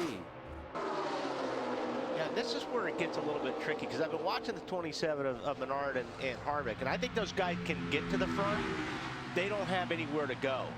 And when you start boxing things up in front of you, that's when you get into a problem where you run somebody into a box, or you know, you get into that situation where you can't check up fast enough, and the guy behind you, you know, gets into you, and that's when things happen. That's what these guys have been given a lot of room to each other, but them last 2 or 3 laps, if you watch, they were really, really stacked up. Yeah, and you know, I know you talk to Mark a lot, and I've talked to Matt, and you talk to other drivers and stuff. That's their biggest concern, is the lead car driving the back car into a box where they can't get out of the gas quick enough, they can't get on the brake quick enough, and they don't know where they're at. The lead driver has to protect the back driver. And see, I saw that, and I was like, man, that 27 and 29 to me looks the best as far as stability right there. You see these other guys, you see the Red Bull cars, they move around a lot in the corner. They're sliding along each other's bumper. I tell you what, Menard and Harvick, they just seem like they're hooked up, and those cars just don't move. They just really look like they're stable. They're not hiding anymore. Menard led that last lap with an assist from his teammate Kevin Harvick. And battling back now in that inside lane, Casey Kane and Brian Vickers. Oh, separation, here we go. It's below you there. Larry McReynolds told us somewhere north of lap 90. And these stops will come at lap 91 for the Red Bull teammates, Casey Kane and Brian Vickers. Last time they came in under caution, these will be the first green flag stops of the night. Chris, get us going. Yeah, and that caution was back at lap 49, so they just did a run of about 42 laps there. And Brian Vickers stayed behind Casey Kane the entire time. He let the water temperature get up to about 255, 260, and then he just peek out to the right. Other than that, he's running great back there. No changes on those cars, just 4 tires and fuel. Prior to going green here tonight, Matt Yoakum told us that a number of guys got together when they made their pit stall selections so they could pick pits close in proximity with their drafting partners, and those Red Bull guys were about 4 or 5 apart. That's a big help. Yeah, it really is, but and you'll probably, it could happen tonight. If a guy gets hung up in the pit, maybe they have a problem with the lug nut or whatever.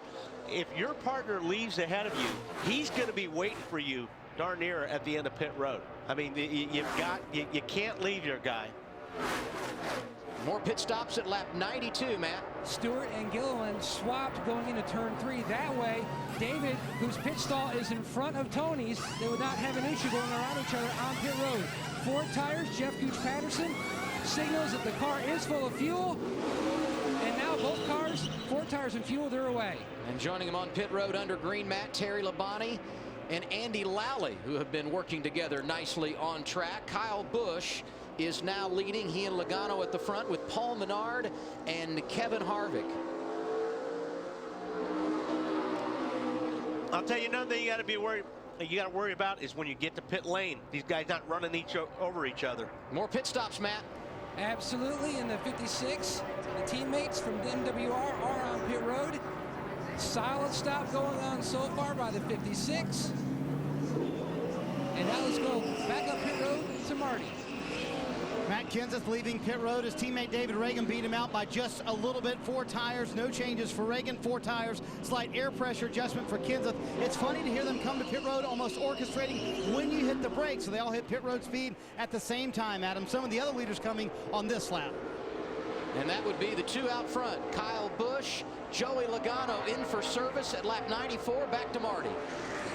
Logano's car, perfect, he said. Don't do anything to it. In fact, Kyle Busch said, hey, Joey, I don't know about you, but I think this is the best we've been the entire time. Kyle, a little bit too loose. They go down a quarter round on the track bar. Very small adjustment for him. Jeff Gordon also on pit road. His car very good. They'll make a slight air pressure adjustment. 4 tires for all these cars, Ralph. This will be the first time they changed left side tires for Paul Menard. He is in good shape, very, very happy with his race car. They get those left sides on, and away he goes. A bit of a hiccup as he leaves pit road, but he's underway. Greg Biffle also coming in. Brad Keselowski made a stop, as did the RCR teammates Menard and Harvick, and the new race leader, Casey Mears. He's given up the top spot. He comes to pit road at lap 95, Marty.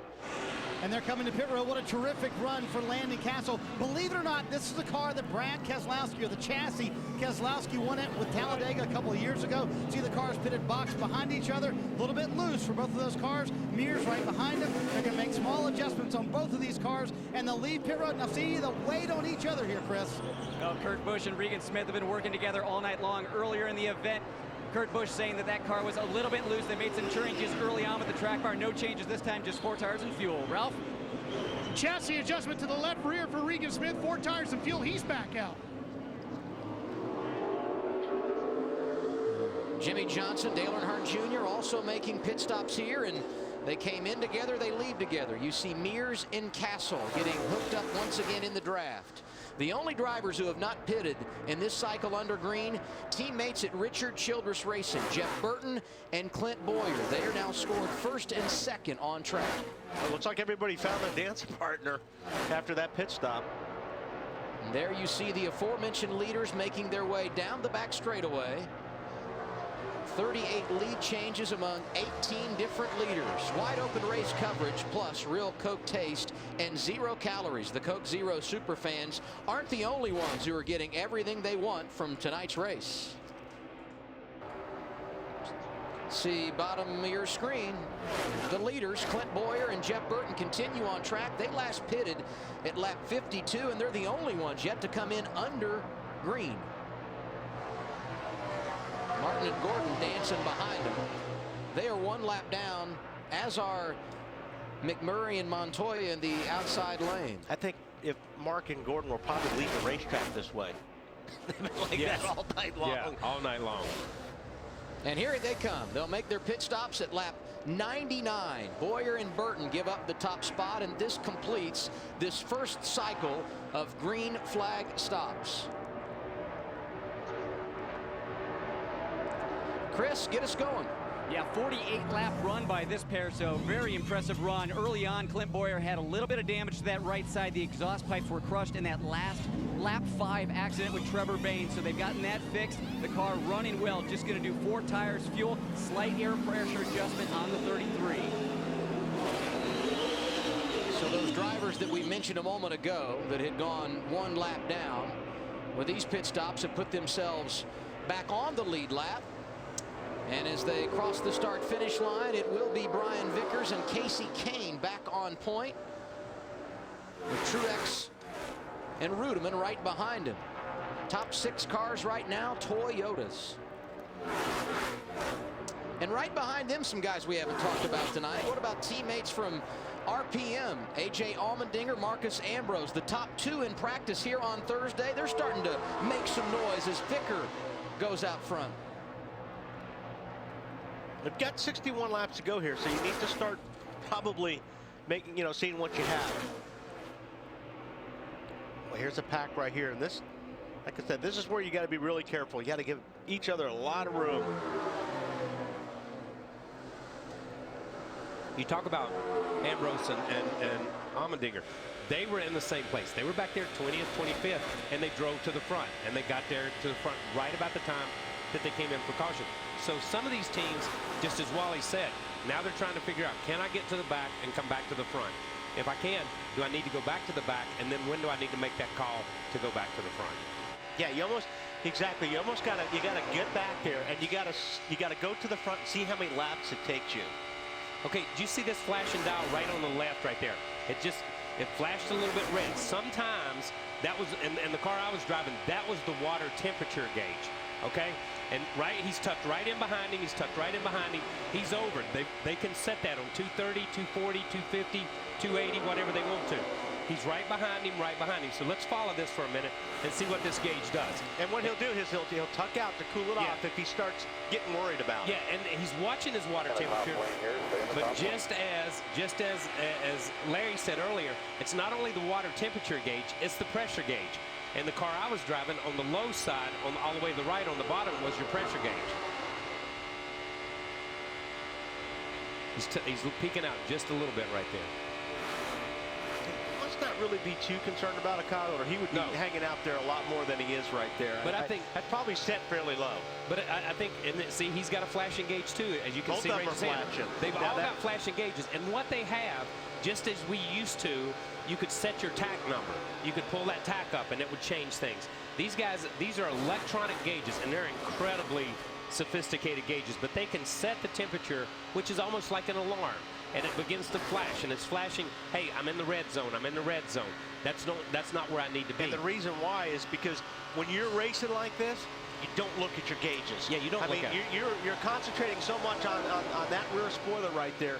You don't, I mean, it sounds funny, but you don't have time to look down at the gauges. The reason why they do that is it brings it to your attention. Yeah, but all that's really telling him is, once again, just as Larry said earlier, and I keep going back to some of the stuff Larry said here, is it's the pressure gauge now.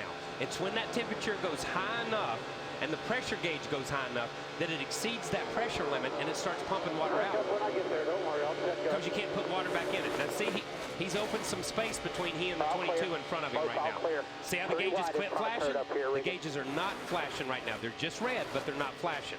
Now one of them's gone out. One of them's gone back to blue. He's opened up that space, and that's where they're at. They're so close to that borderline. Larry, can you see some of this stuff flashing?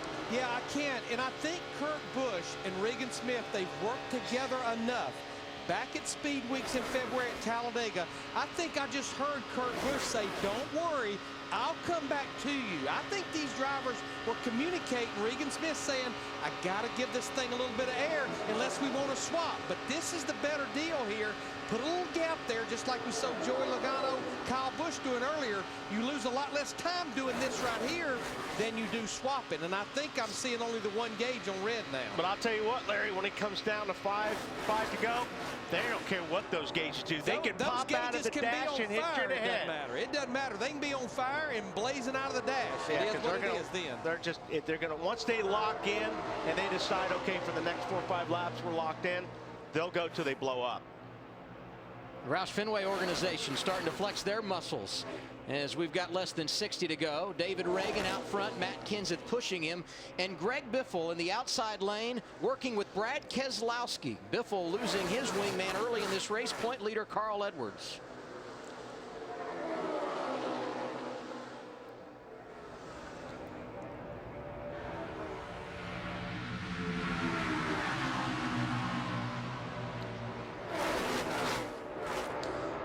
You want a little reference on how long it takes to get to the front? Denny Hamlin, Ryan Newman out there right now. They were running in the 30s prior to those green flag pit stops about 10 laps ago, and here they are on the point and a pretty smooth swap there, Wally. Yeah, that was a good swap, but they boxed everybody up by doing it. They just jammed this pack together. I mean, it was a good time, swap, but that's the problem is it just tightened the whole pack up. I wanted you to do it. I just didn't want to say it with those guys on the outside. I couldn't see you. And that was Newman talking to Hamlin. Newman in the 39 right behind the 11 car that right now is on point, our 21st leader of the night.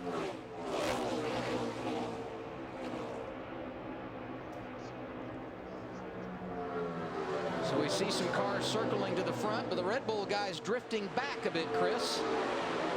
Yeah, Casey Kane and Brian Vickers deciding right now that they don't like the feeling in that group. I think those two have led for over 20 laps tonight, but feeling that group right now being a little bit too aggressive out there, and Casey Kane and Brian Vickers saying, hey, you know what, let's back way out of here and wait till the end of this thing. That's pretty smart.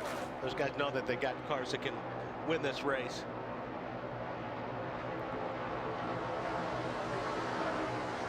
And there will be at least one more pit stop here tonight. And look right there beside of them. 48, 88, 5, 24. This is where these guys have been. You know, and right behind them are Richard Petty Motorsports cars. I mean, these guys have kind of hovered right there where they're at.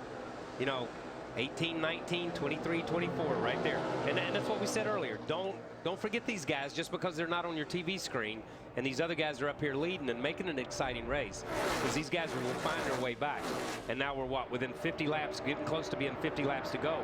Some of these guys are going to start putting themselves in position for that final stop.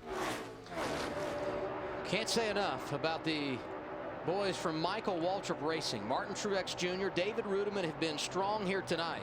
Truex has led some 16 laps, only behind Casey Kane, who has led 19 circuits. And here's Brad Keselowski, a lap down early in the race, hooking up with Greg Biffle, and they are fast in the outside lane.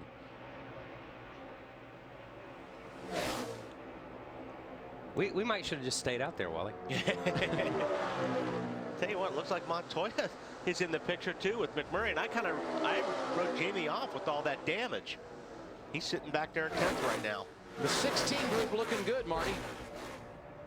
Adam, what a day it has been for Greg Biffle. Remember the wreck with Carl Edwards early in the race. They actually got on the radio about midway through the race under a caution, and Greg apologized to Carl, said, hey, that was totally my fault. But in 2 subsequent pit stops, the toe was knocked out on the 16 car. They fixed that. Then Greg came on the radio and said, hey, I don't want to be greedy, but if you could take some rebound out of that right front shock, that'd be great. They came back down pit road all the time, stayed on the lead lap, and stayed out front, working with that 2 car. He found him a new dancing partner, Adam.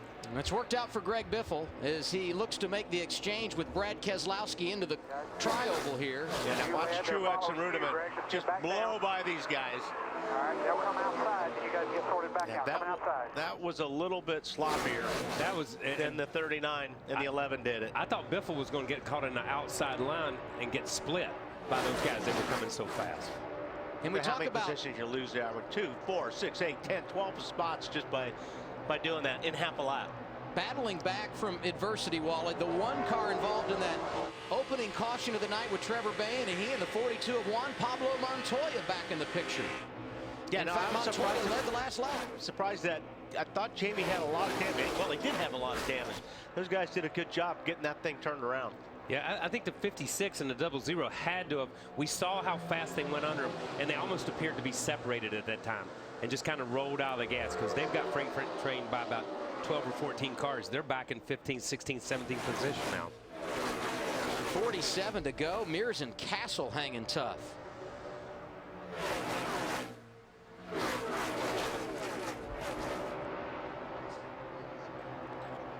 Chris, what's going on with the 1 car, McMurray?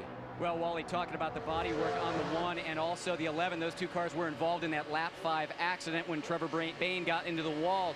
But those 2 teams have worked very hard to try and get those bodies a little bit more aerodynamic than they were after that wreck. But I think this year we're obviously seeing with this tandem drafting, not as important as in years past to keep the shape of the body. But these 2 teams, every caution that we've had, both of those teams, the 1 and the 11, have spent extra time in pit lane trying to flatten that body work out. Yeah, and I think the biggest concern on the 1 is not the damage on the side, but it was to the nose. I mean, yes. He hit that guy pretty hard, and this is all about your front bumper and your rear bumper. Yeah, remember the right front corner of his car was pretty much caved in. When you look at it, you know, and I think Chris is right, the side panels don't appear to be as critical in a 2-car draft. But the nose and the tail of the car are the critical areas. You've got to be able to push bumper to bumper, and you've got to be able to be in front and separate that wind and make that wind flow over the car. Harvick back where he finished last year on the race lead. Getting down to it here at Daytona. 45 laps to go. Kevin Harvick led the race last time around. Here comes Jamie McMurray in the outside lane. We have set a record at Daytona with 25 different leaders now.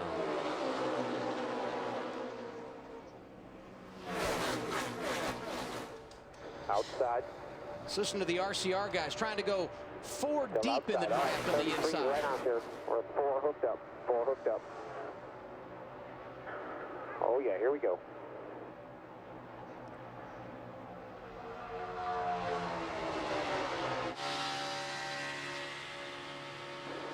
All right, you guys got a car length and a half to the 33 and 31. Let's see how this thing works.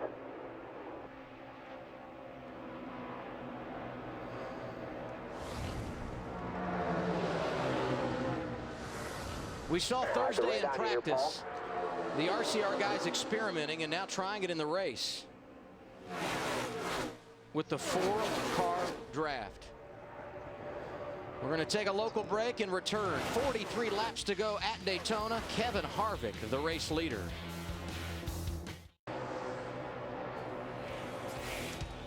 Nothing like 4th of July weekend at the World Center of Racing. It's the Coke Zero 400 at Daytona, powered by Coca-Cola. 41 laps to go. And a team that is so strong when it comes to plate racing, coming to the front when it matters. Kevin Harvick getting a push from Paul Menard in the inside lane. Outside, Clint Bowyer teaming with a 31 of Jeff Burton. Can't say enough, Wally, about the Cinderella story inside. What about Casey Mears and Landon Castle? They have been consistent all night long. Guys having a good run. They've been, like you said, they've been up front all night, making the right moves, putting themselves in a great position.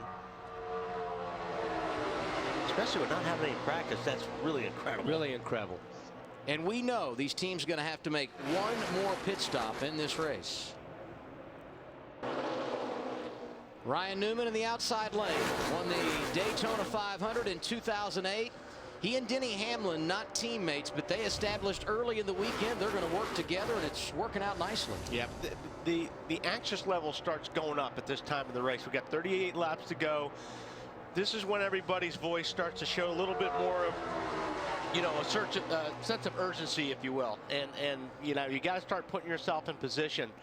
This is also when bad things happen. Yeah, as closer as you go, but the patience is starting to wear off. We're not going to be working with each other as much as we have been all race long. Yeah, you know, as you say, you know, you're talking 30 some odd laps to go. You know, and as these guys have to try to drive to the front at this point in time. They have to drive up and say, can I make it to the front? So they drive themselves up to 7th or 8th and they say, yeah, I'm good. I can drive to the front. The question is, do I start the lap before you start? Because if you start the lap before me, then now that's another group I got to go through. And I think that's what these guys are trying to figure. And you get in a situation like this, Kyle, where you got the track is blocked. Yes. You can't go anywhere. So if you think, you know what, I can do it in 5 laps, and you get in a situation where you're boxed in, you just messed yourself up. Yeah, you just messed yourself up. You don't have a 6th lap.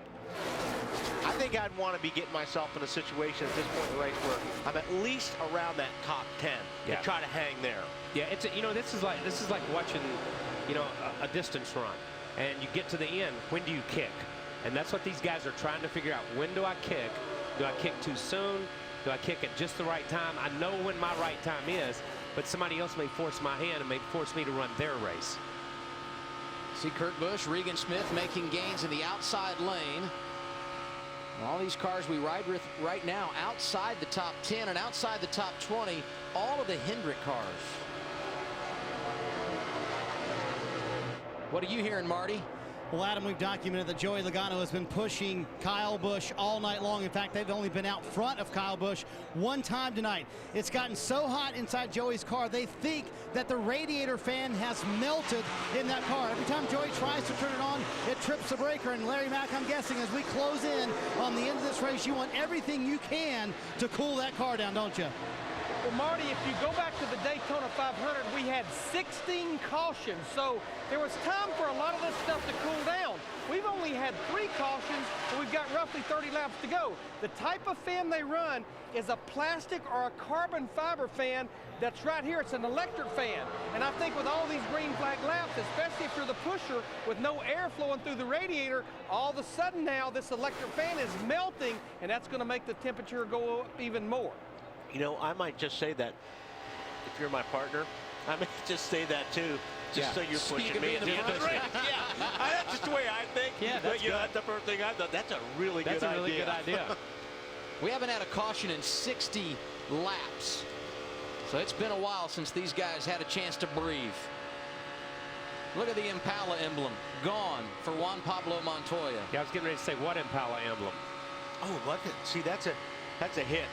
I mean, you know, it really takes an effort for both these guys to hook up and not just so you bang the car in front of you. Clear high. And here again, you look at these guys, they look like they're struggling trying to hang on. That's what I've been impressed the most about Harvick and Menard. Yes. Those guys have been like glue. The cars look stable. They go wherever they want to go. And that's what I've been watching all these cars. Just to see how stable everybody is. These two cars too. Be careful. We're okay. We're good. We're good. We're good. 4 in the 83 are also two cars that look really well.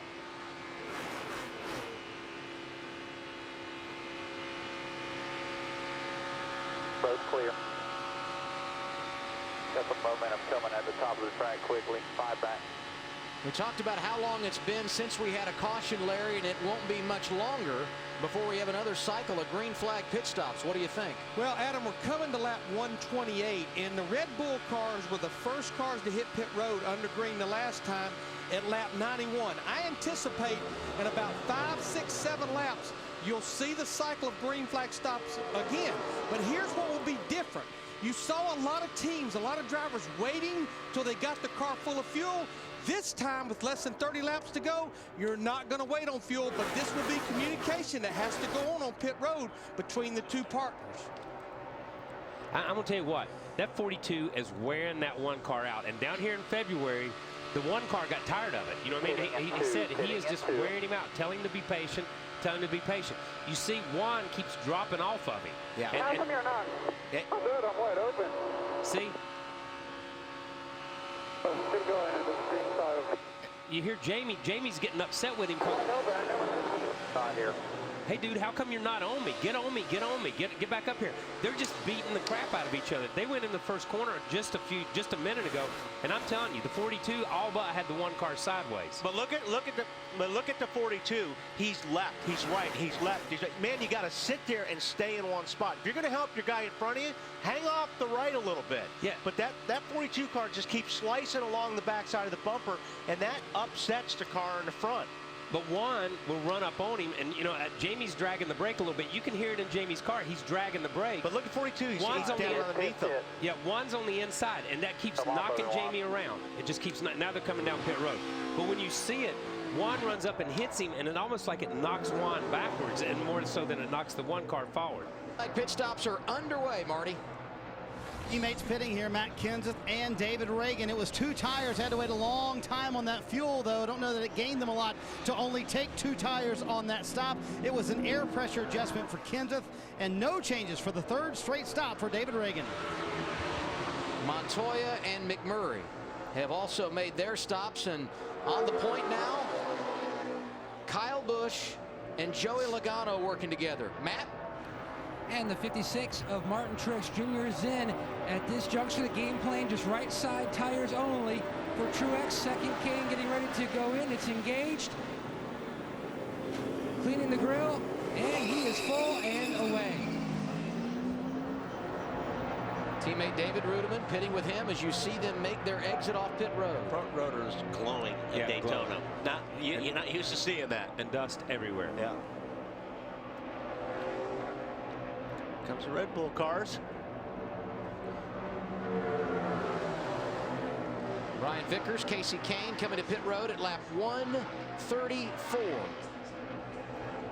David Gilliland, Tony Stewart following suit behind him. Chris? Well, Brian Vickers hits his pick box. Just going to be right side tires and fuel for both the 83 and the 4. I think we saw how strong these cars are when they did not like the feeling in that lead pack. They dropped all the way back to the Hendrick cars outside of the top 20. Within 10 laps, they were back up in the lead. So these 2 Red Bull cars very strong tonight. Matt? And Stewart's service is complete. Gilliland is down. 4 tires for both, and Stewart will lead that tandem off pit road. This won't necessarily be the final pit stops of the night, but these teams that are coming in now can go the distance from here. As we now have 26 laps to go, and there goes Kevin Harvick to the outside with help from Paul Menard. In fact, the whole RCR bunch pushing out front.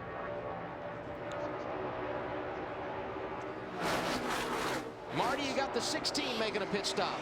Greg Biffle's car just a little bit too tight. Adam, it'll be an air pressure adjustment, 4 tires. They did coordinate with Brad Keselowski to come this time as well. So the drafting partners pitting together, Chris. Brad Keselowski taking 4 tires and fuel. It's been kind of an up and down night for him. He didn't have a dance partner early, but now he does, and the team looking good. Sorry, ma'am.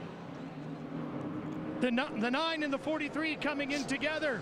I was able to sit in on their team meeting earlier today, and after discussing everything, Marcos Ambrose went, oh, great. It's as clean as mud right now.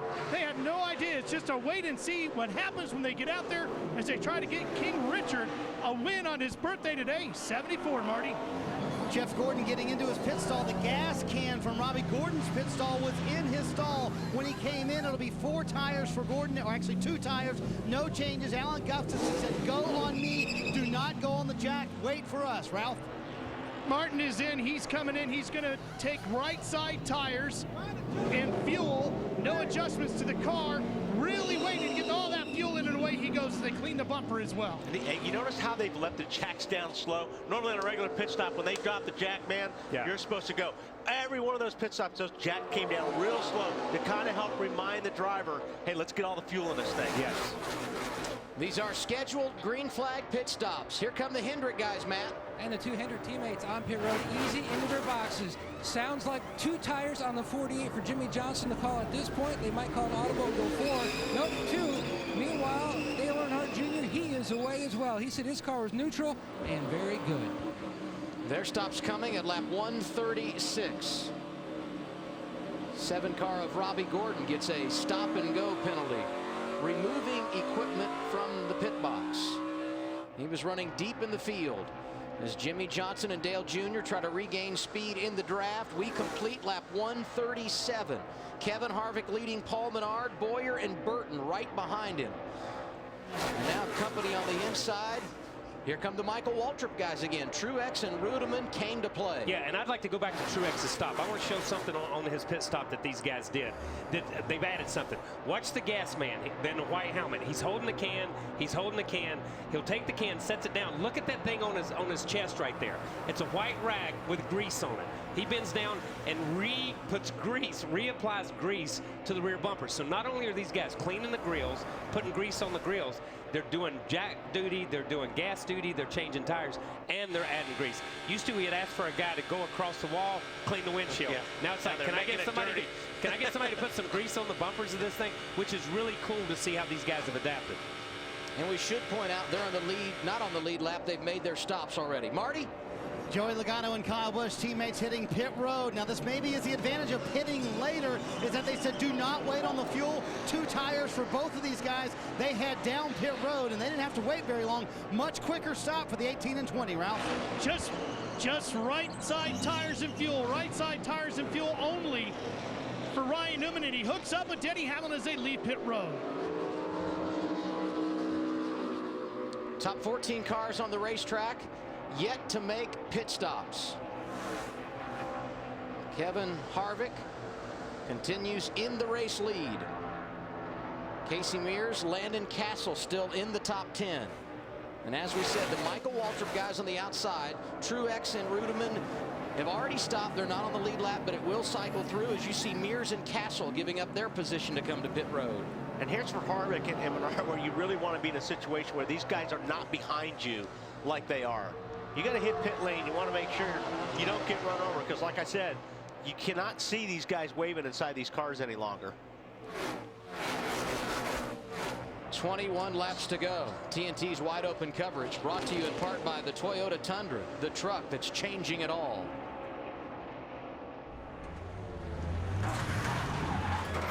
Truckers know towing nearly 10,000 pounds up a steep grade ain't good for your tranny. And when the heat's on, failure ain't an option. This truck's got a 6-speed aluminum tranny and a big old dedicated fluid cooler. So when it's cooking on the outside, this truck won't break a sweat. Holy smoke. Available in the full-size Tundra. The truck that's changing it all. Yeah, I overloaded it. But it was a test truck, right? I don't know what the total weight of the trailer is, but those drone cows, if we have 12 in there, do the math. I mean, that's pretty close to, I don't know what. It's lots of weight. I was really expecting to break a rear spring, but it never did. So I guess they're tougher than I thought they were. After 100,000 miles, we took it apart to see how it held up. See what happened next at youtube.com/Tundra. Harvick and Menard, the last to pit under green, Ralph. Here they come. The 27 is in. He's going to take 1 can of fuel and no tires. The 29 is planning on just taking fuel only. They are greasing the bumpers up big time. They have actually worn the paint right off the Impala logo on the nose of Harvick's 29 as they scream back off pit road. Yeah, some of the Harvick guys looked like they were using Pam because they were spraying. And while the Menard guys were putting the grease on the bumper, it just makes it slippery. So when these cars are going back and forth, like we saw Montoya and McMurray, they're sliding along those bumpers. It doesn't hook you and turn you sideways. It is cycled through, and the new man out front, Ryan Newman. We're going to take a local break and come back. You're watching the Coke 0400 on TNT.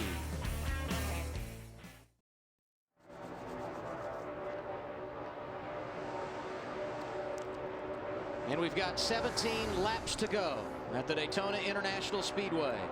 Ryan Newman, the race leader. Denny Hamlin right behind him. Hamlin's teammates Kyle Busch and Joey Logano third and fourth. And now, perhaps time to push the button, and the greatest indication we're seeing the Hendrick cars make some gains, Kyle. Yeah, if you're keeping box scores at home, the Hendrick cars right now are 15, 16, 17, and 18, and that would be Earnhardt, Johnson, Gordon, and Martin. So I just want you to know with 17 laps to go, that's where they're at, 16 laps. But everybody's running pretty close to the same time. Yes. They've got almost 6 seconds to make up. So they're going to have to start pedaling if they're going to want to make up 6 seconds between now and the end of this race. And the best thing that can happen for them is these guys up front starting to run side by side. Yeah, the guys up front are running about 46 10s, 46 flats right along in there. And those guys are back there running about 46 flats. And you're not going to gain unless you run a little bit faster, obviously. Yeah, and in order for them to make that time up, these guys are going to have to start getting in, 3 wide. And it's really, like I said, what I've really noticed about tonight is the guys that have hung with each other. When somebody says, I'm committed to this guy, they have. I mean, we've seen these guys run with each other since the drop of the green flag. So at this point, you don't bail. You're with them thin or thick. And Kyle, we've seen guys have problems. Keselowski got hung out. Greg Biffle lost Carl Edwards, so they hooked up together. But for the most part tonight, it has been complete commitment. The guy you started with, the guy you're going to try and finish it with. Yeah, and these guys right now, if you look at these guys, these first 4 groups have just run in a straight line down the backstretch. And I think they're trying to gap the guys behind them. It's like, okay, you bump draft with that guy, you bump draft with that guy, and we'll just run in line and not let these guys catch up. 14 to go. TNT's wide open coverage brought to you in part by Sprint, proud sponsor of the NASCAR Sprint Cup Series. This is the South Windsor Thunder, a team with pride, guts, and last season, 0 wins. But with Sprint's Unlimited plan, you can rally the troops for no extra cost. So post motivation to Facebook. Call or text their coach some needed advice. And together, we can make this small town team huge. When you're unlimited, there's nothing stopping you. Sprint, America's favorite 4G network. As a fan of the NASCAR Sprint Cup Series, I want to get as close to the action as I can get. One way to do that is to use the NASCAR Sprint Cup mobile app for my HTC Evo 4G. Another way is to hide in the back of Carl Edwards' car. Yeah, Carl! Whoa, we're getting ramped! Fuel your fan with NASCAR Sprint Cup Mobile on the HTC Evo 4G. Only from Sprint, the Now Network. This is not as safe as I initially planned. And like Kyle touched on, these guys are playing it smart right now. There's a lot of different things going on up here. But if these guys just run like this and start logging the lap, Gordon and those guys can't catch them.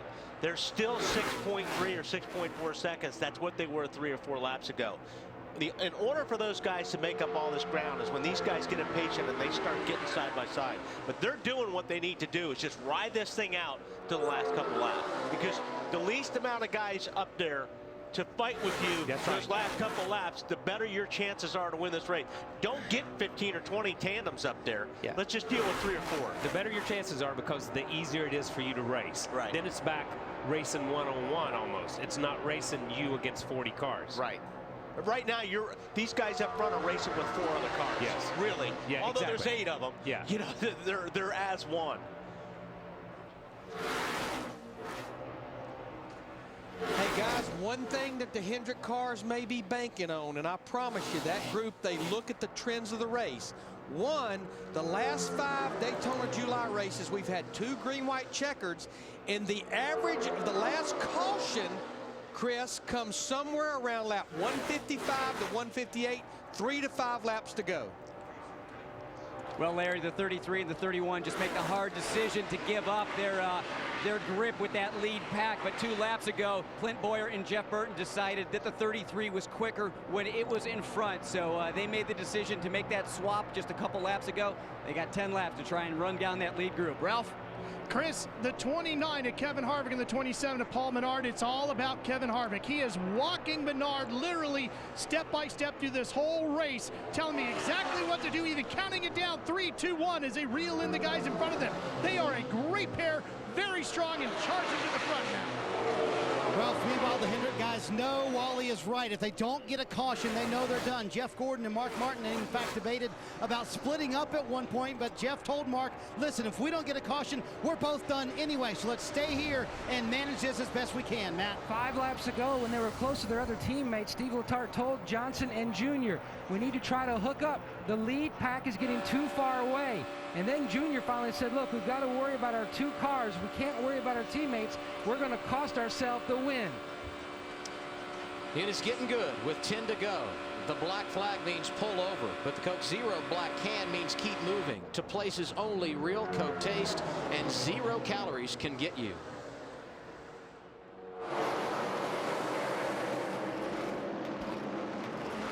All right, we're all clear on the perch. What the? Are you guys nuts? Get out of here. Easy, we were concerned about you. You know, up here, all alone. Tired? Thirsty? Then why don't you let us take over? We'll bring it home. Sorry, no can do. Did you say no can? Because I see plenty of cans here. Ooh, Coke Zero. All right, it's really simple. If there's a wreck, use this flag. Restart, you wave this flag. When the winner crosses, use this flag. You guys got it? Cool. Wait, Zippy, did I just get black flagged? Caution's out? No, wait, green? I'm not sure what's going on up there.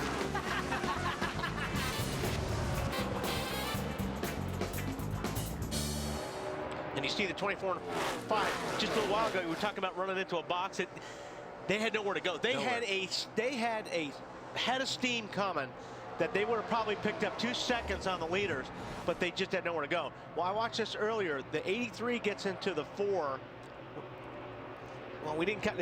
The 83 got into the 4, which jammed up the 33, and that's why the 31 ran into the 33. Yeah. So we're starting to get into this chain reaction. Everybody's in a hurry to, time of the race. Starting to get antsy. Here you see Kyle Busch and Joey Logano led a bunch of laps tonight. Right now they're 9th and 10th. Right behind them, the Hendrick duo of Mark Martin and Jeff Gordon. And I'm going to tell you, Jeff, talking about a beehive, like he called it before, he made a couple of moves to work his way through that pack. Even though he drove himself into a hole, he made a couple of moves, but they're running out of time. We see where they're at right here behind Joey Logano and behind Kyle Busch. The pack in front of them are 2 or 3 seconds ahead. New leader, Matt Kenseth and David Reagan getting around Ryan Newman and Denny Hamlin, shot out of a cannon. But that's what the 24 and the 5 needs to happen. They need this. If this keeps happening, they will be in this group before you know it. And that will be phenomenal, because I'm telling you, I thought they timed their time. I thought they timed it a little bit late, and especially because they had to work through. But Jeff made a couple of moves that were incredible. If they do jump on our outside, you just roll out of the throttle just a little bit so they don't separate like we did to them. See, now they're talking about separating the packs. If they get to the outside, roll out, keep them beside of us, don't let them separate us. That was David Reagan talking to Matt Kenseth. They run 1st and 2nd right now. Harvick and Menard right behind them. And doesn't matter what your gauges are saying. At this point, you're not swapping anymore. Yeah. So it's very possible you start seeing some guys get hot at this point as well. With 5 laps to go, it's not going to blow all the water out. It doesn't matter. Yeah. It may kill some horsepower, but it's not going to blow all the water. It's not going to go to steam. 5 laps to go, as Kyle pointed out. How about 55 lead changes among 25 drivers, and we're not done yet, Chris. Well, Casey Kane and Brian Vickers know that the quickest way around this racetrack is staying on each other's tire tracks, but you can see Brian Vickers sticking his nose out a little bit to the right. These two are saying, let's cool the 83 down as much as we can for a couple laps here, and then when we're ready to go, just get right up behind me. Let's push it to the finish. Well, they better not look in their mirror, because they got the 24, and Mark Martin is coming. Man, they made up a lot of ground. The 24 and the 5 cleared that pack and have come to the front. And I'm going to tell you, a couple of the moves were because of Jeff Gordon driving that thing, but Mark Martin just sitting there pushing him, just like at Talladega. And these guys getting 3 and 4 wide like this up there in front of them help Jeff. Look at Jeff and those guys go to the outside right there. But here comes the box. This is what you got to be careful of, is really making sure that you let the guy know. See how Mark backed off the 24. He knew that these guys were closing in on these guys way too fast. That was a really smart movement right there. That's Hamlin and Newman right in front of him. And as all these guys dice it up from third on back, Kenseth and Reagan pulling away a little bit. But that is incredible, because they run into a box. Mark backed off, let Jeff get his place, and got back to him as quick as he could. And they really didn't lose that much, because those other guys run into a box and kind of jumped out of it quick. That's incredibly smart driving right there. They're in the top 8, Marty. A lot of talk in the Hendrick camp, and Ralph mentioned it earlier this week that Mark Martin wanted to be the guy who was pushed instead of doing the pushing for Jeff Gordon. This is how they wound up at Talladega. And a little while ago, Mark said, do you want to switch? Jeff Gordon told Mark Martin, dude, if we do that, we're done. We have no shot to win this race. This is where it's gotten them. They have a threat to win this race, Ralph.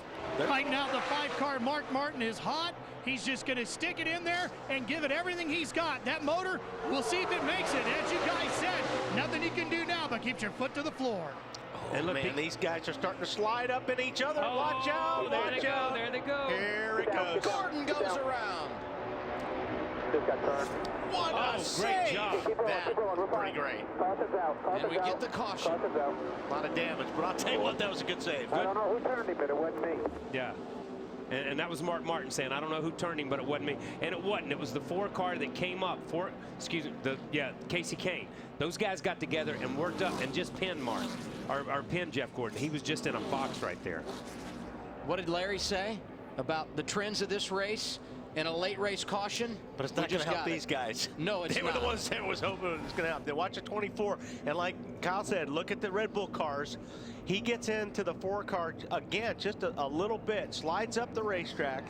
And again, he's to the left side of the 4-car, okay? The 4-car goes up, and you see right here, Jeff's there, but the 83 turns the 4-car right there. The 83 hit him and knocked the 4-car up the racetrack. The 83 did not give, Brian Vickers didn't give the 4-car a chance to recover. Jeff did a great job right here. Mark did a great job of avoiding this, but this thing just slid sideways, and all these guys just avoiding the spinning car. And it doesn't take any contact. If you watch, the car comes across Mark's, or the 24's nose, just a little bit. These cars are already on edge so much, it just doesn't take a whole lot. Yeah. And I'll tell you what, the 18 car got into the outside wall pretty good. I think Joy tried to stay off of it, but the 18 car banked it a little bit. You're right on board with Jamie McMurray right behind the mess. As he rolls out of the throttle, you can just listen to it. That was a good job getting through that. Yeah. And you know, we've heard every driver talk about driving down here and driving this way, and every one of them said, but Daytona's a lot more narrow than what Talladega is. It's not as wide a racetrack, and that showed right there. That move you could have made at Talladega and still had room on both sides. Pit road open. The front cars stay out, but here comes Kyle Busch. We talked about the fact that he got into the wall, got some damage. He makes a stop. Jimmy Johnson and Jeff Gordon also coming to pit road.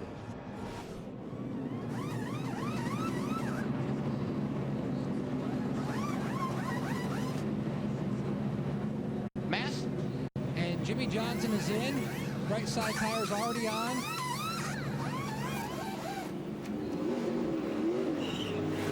And he is away.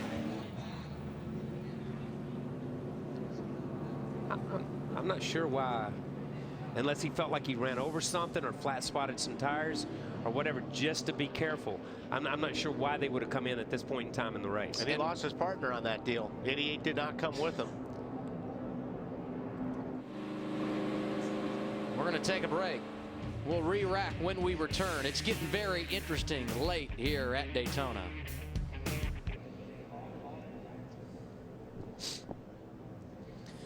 Under caution at Daytona International Speedway in the Coke Zero 400.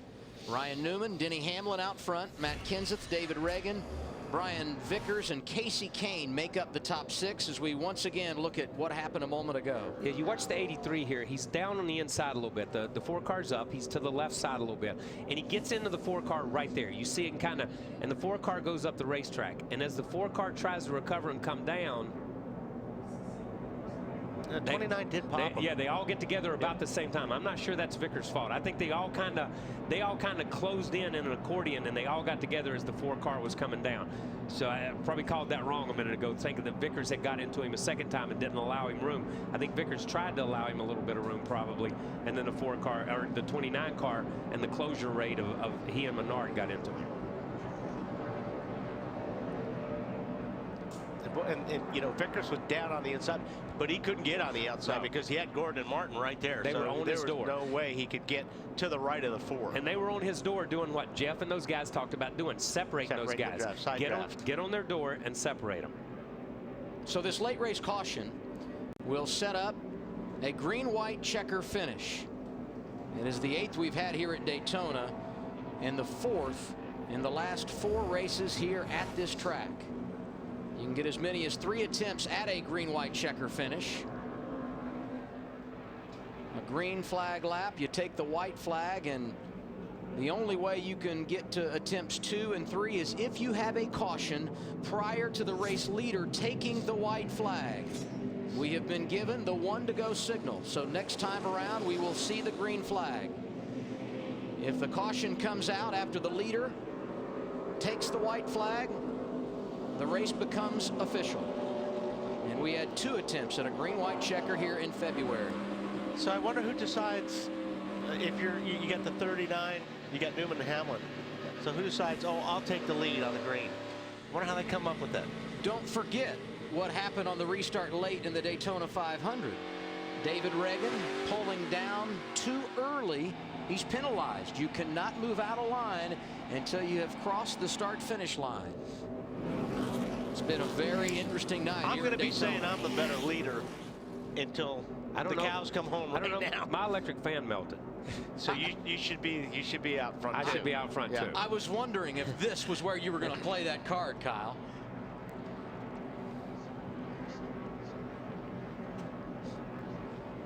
One of our odd couples before we went green tonight, Ryan Newman and Denny Hamlin. They're not teammates. They don't drive for the same manufacturer, but they know what it takes in the draft, and it's worked out tonight. Yeah, like I said earlier, I think you got to hang with the guy that you've been working with all night, don't you, Marty?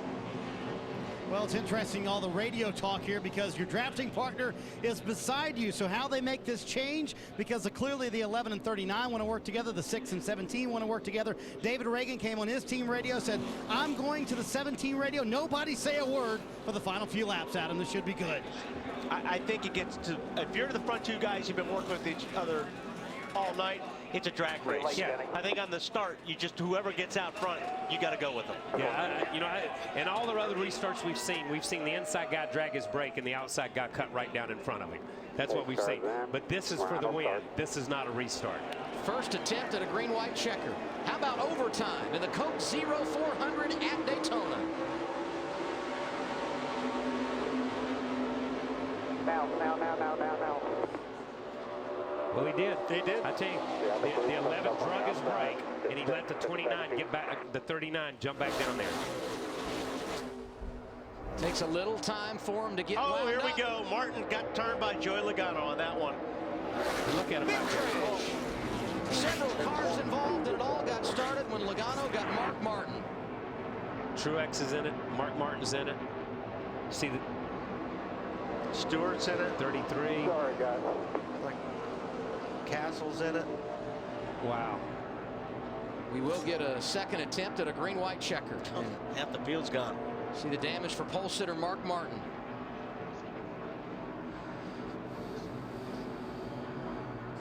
Let's go high above and watch the restart. Just keep your eye on Logano in the 20 car.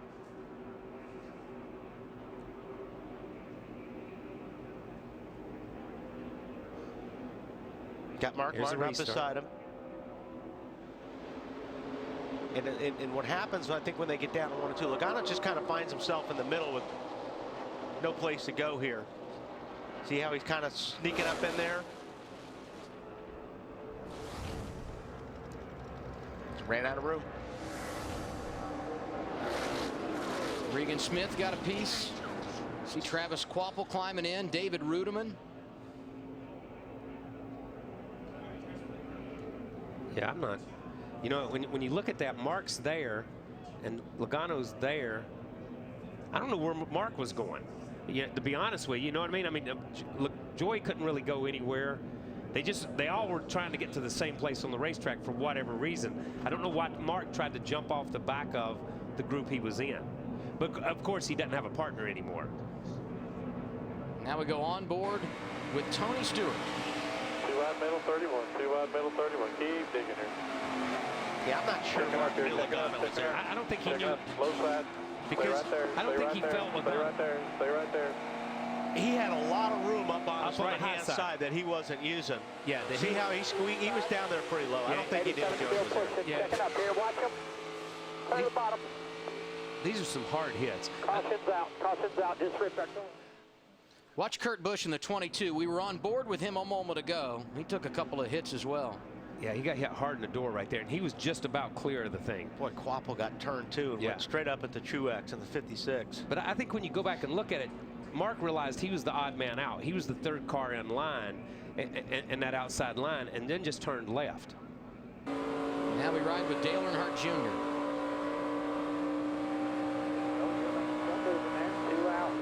Two outside, checking up, go low, come on low, come on low, come on low, come on low, go low, low, low, low, low, low, come on low. Great job. Yeah, very good. Great job by Dale Jr. right there, man. Good call from the spotter, too. And this is Regan Smith. Not so lucky. Come on, come on.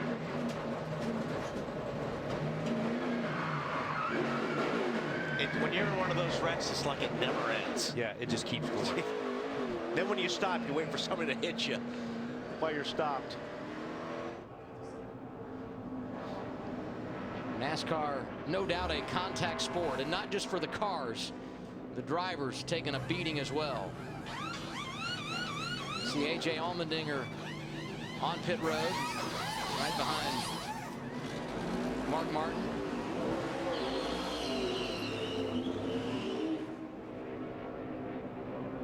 See the damage for Kurt Busch. Joe Nemechek sitting on pit lane assessing damage. Tony Stewart, David Rudeman doing the same.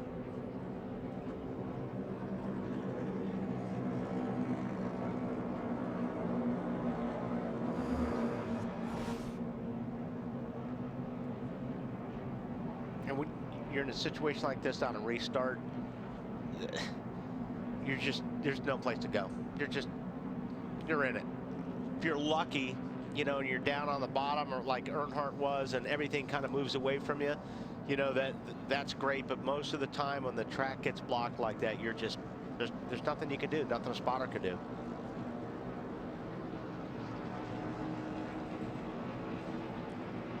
All of this during our first attempt at a green-white checker.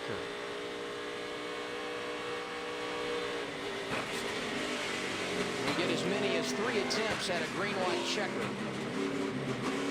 And now the big question becomes this. Come on, Pete, come on through there. Come on. Who do you work with in the draft? You look at the front of the field, it's not bad because they were in front of the accident. Right. And when you go on back, some big question marks. Yeah, and maybe, look, I've been wrong a million times, so let's be honest. But if you look at it, you got Reagan, or you got Newman and Kenseth, you got Reagan and Kenseth, you got Newman and Hamlin, you got Harvick and Menard.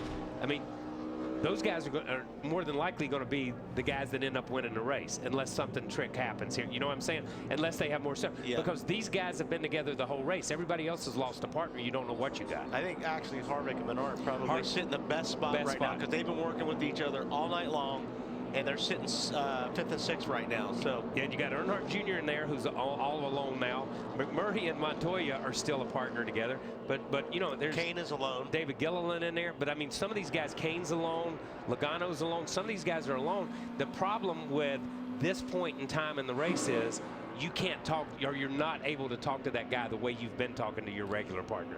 It's like a new guy on the last play of the game. Yeah, you've worked with a guy all race on dragging your brakes, That's getting up there, all the running little things. all the. It's taken the whole race to feel really, really comfortable. Now all of a sudden you got to find somebody else to do it, and you have no idea if he's just going to come up and clobber you or what. So like I said, I think it's going to be the guys that have worked together up front most of the race are in the best spot, I believe. Sometimes as a race car driver, you'd love a second chance. Remember February, Daytona 500, late race restart, who was leading? The man that's out front right now, David Reagan, made a big mistake, pulled out of line before the start-finish line, penalized, and I'm sure many sleepless nights knowing that the big one maybe got away. Perhaps a shot at redemption. And he's been up there all night. I mean, he's done a really, really good job. And if he can hook up with Matt, he's going to have a good partner on his rear bumper.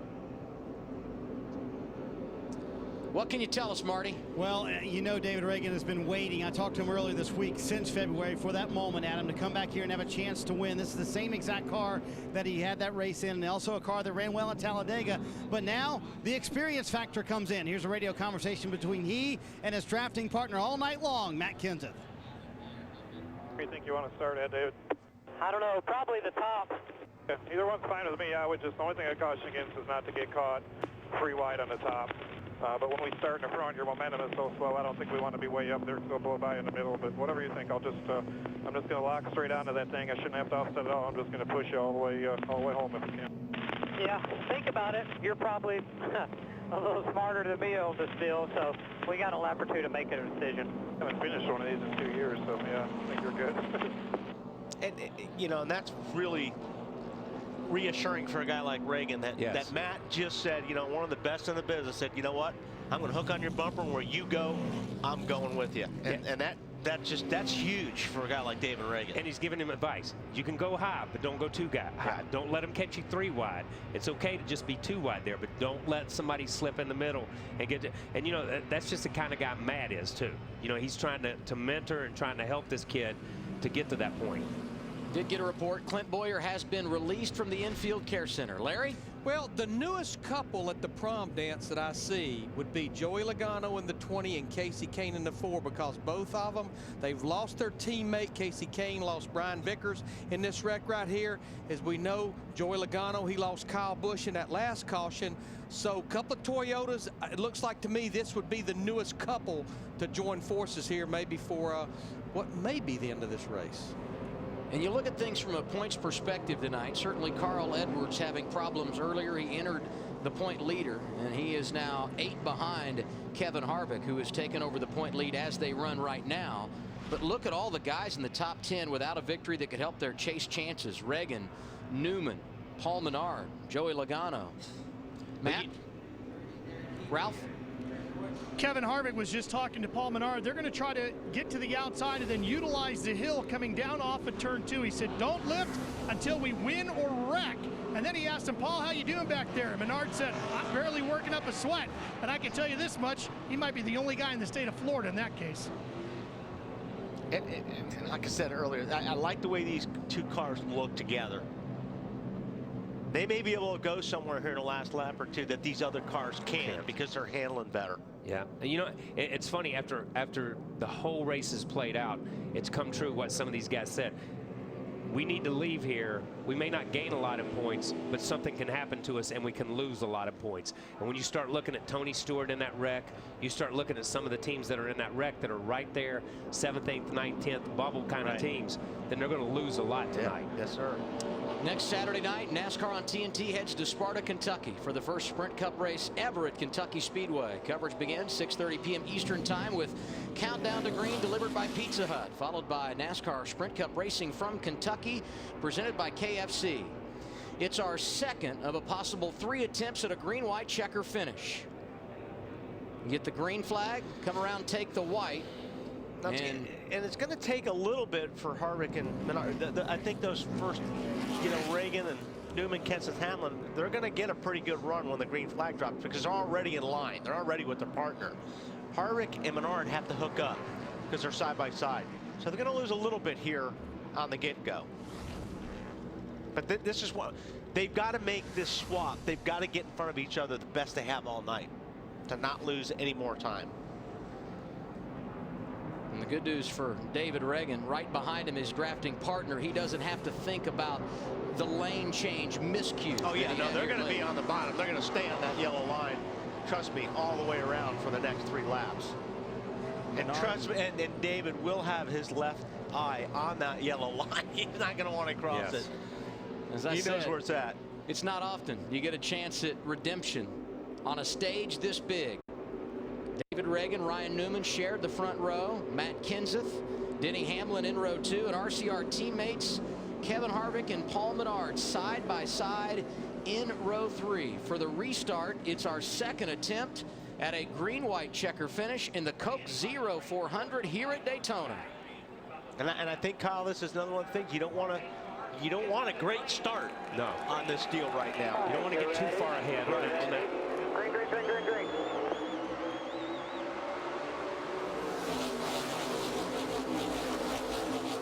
When Harvick got up in front of Menard, about as nice as you can do it right there. And left Joy all by himself on the inside right there. Yep. But see how much time they lost by doing, even at that. See what I was talking about? They lost, a couple of seconds there on the front 2 rows. Now they're going to have to get some steam and go. But there's the 4 car pushing the 20, and the 20 has no partner now, and the 4 car has no partner. Harvick and Menard lost some ground as well. Joy Logano to the outside there with the 4 car of Casey Kane. Larry called it. Logano to the outside and to the lead. Big shove by Casey Kane on the outside. That was a huge shove. He got just enough off those guys. They had to lift. Shuffled out. He got a little bit out of shape there. Newman had to get out of the gas, and that was it. Here we come down to the white flag. 1 lap to go for David Reagan. All clear. 1 factor double wide. And look who's right behind Kenseth. Dale Earnhardt Jr. has joined the party. Watch Harvick swing high here, though. Kevin Harvick's been known to break hearts at Daytona. He did it to Mark Martin in 2007 in the Daytona 500. He won this race 1 year ago. David Reagan, a half a lap away from his first victory. It's now time, isn't it, for the 20? It's time for the 20 to do something, or... 1 back there, right tag. I tell you, they're wrecking behind him. David Reagan. Behind the race leader. David Reagan. No caution yet. David Reagan coming Still back wrecking. to the start-finish line. They're wrecking again. Everywhere now. They're wrecking again. Reagan with sweet redemption gets the victory at Daytona. 2 separate wrecks on the last lap. Great job. Thank you a lot, Matt. Oh, man, these guys are flying by Newman. He was a sitting duck. No kidding. That's the scariest part of it being in a wreck like this, is sitting in a racetrack when guys are coming at you 180 plus miles per hour. That was scary. That's ugly racing right there. You can't beat Daytona. Trevor Bayne does it in the Daytona 500, his first career victory. And tonight, I'm sure tears of joy for David Reagan, who's celebrating his first ever win. That was big. That was nicely done by both those guys right there. Thanks for the help, Matt. Thanks for the help.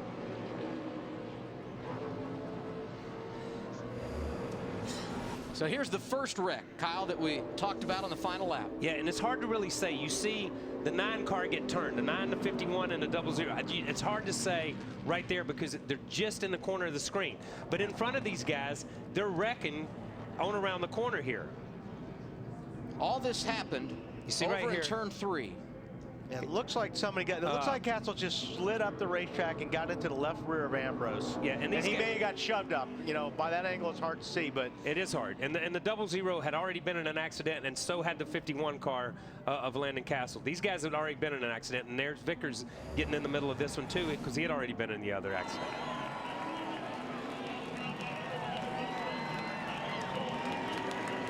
David Reagan, a driver who has endured his fair share of adversity throughout his Sprint Cup Series career, joins the fraternity of first-time winners in 2011. Talked about Trevor Bayne here in the 500. Regan Smith followed suit at Darlington. Yeah.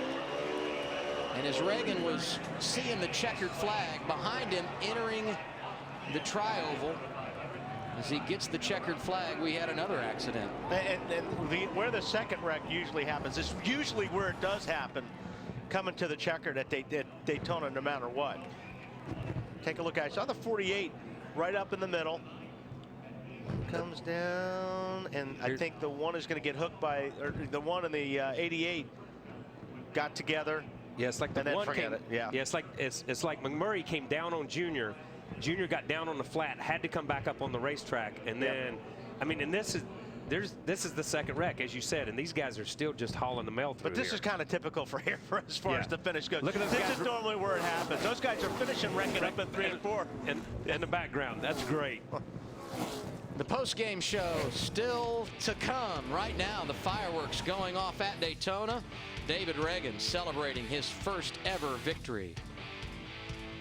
The Cokes. Fireworks going off at Daytona on this 4th of July weekend. The Coke 0400 at Daytona, powered by Coca-Cola, is complete. David Reagan in victory lane with Marty Snyder.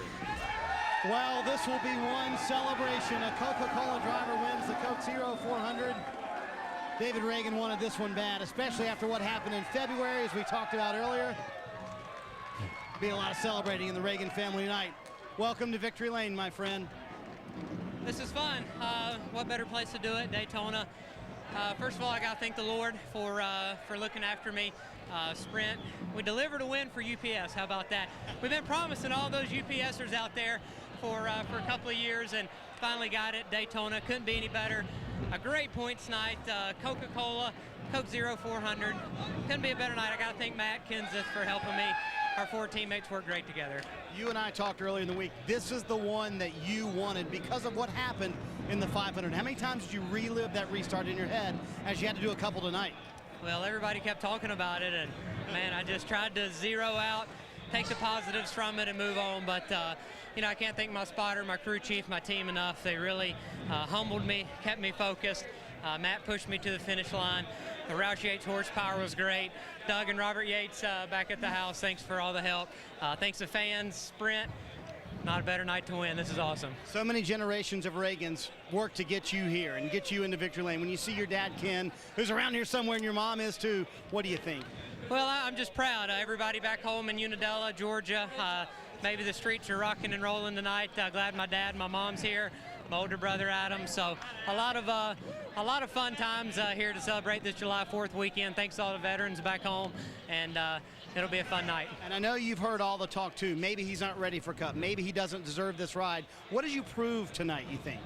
I wasn't ready a few years ago, and Jack Roush gave me a chance.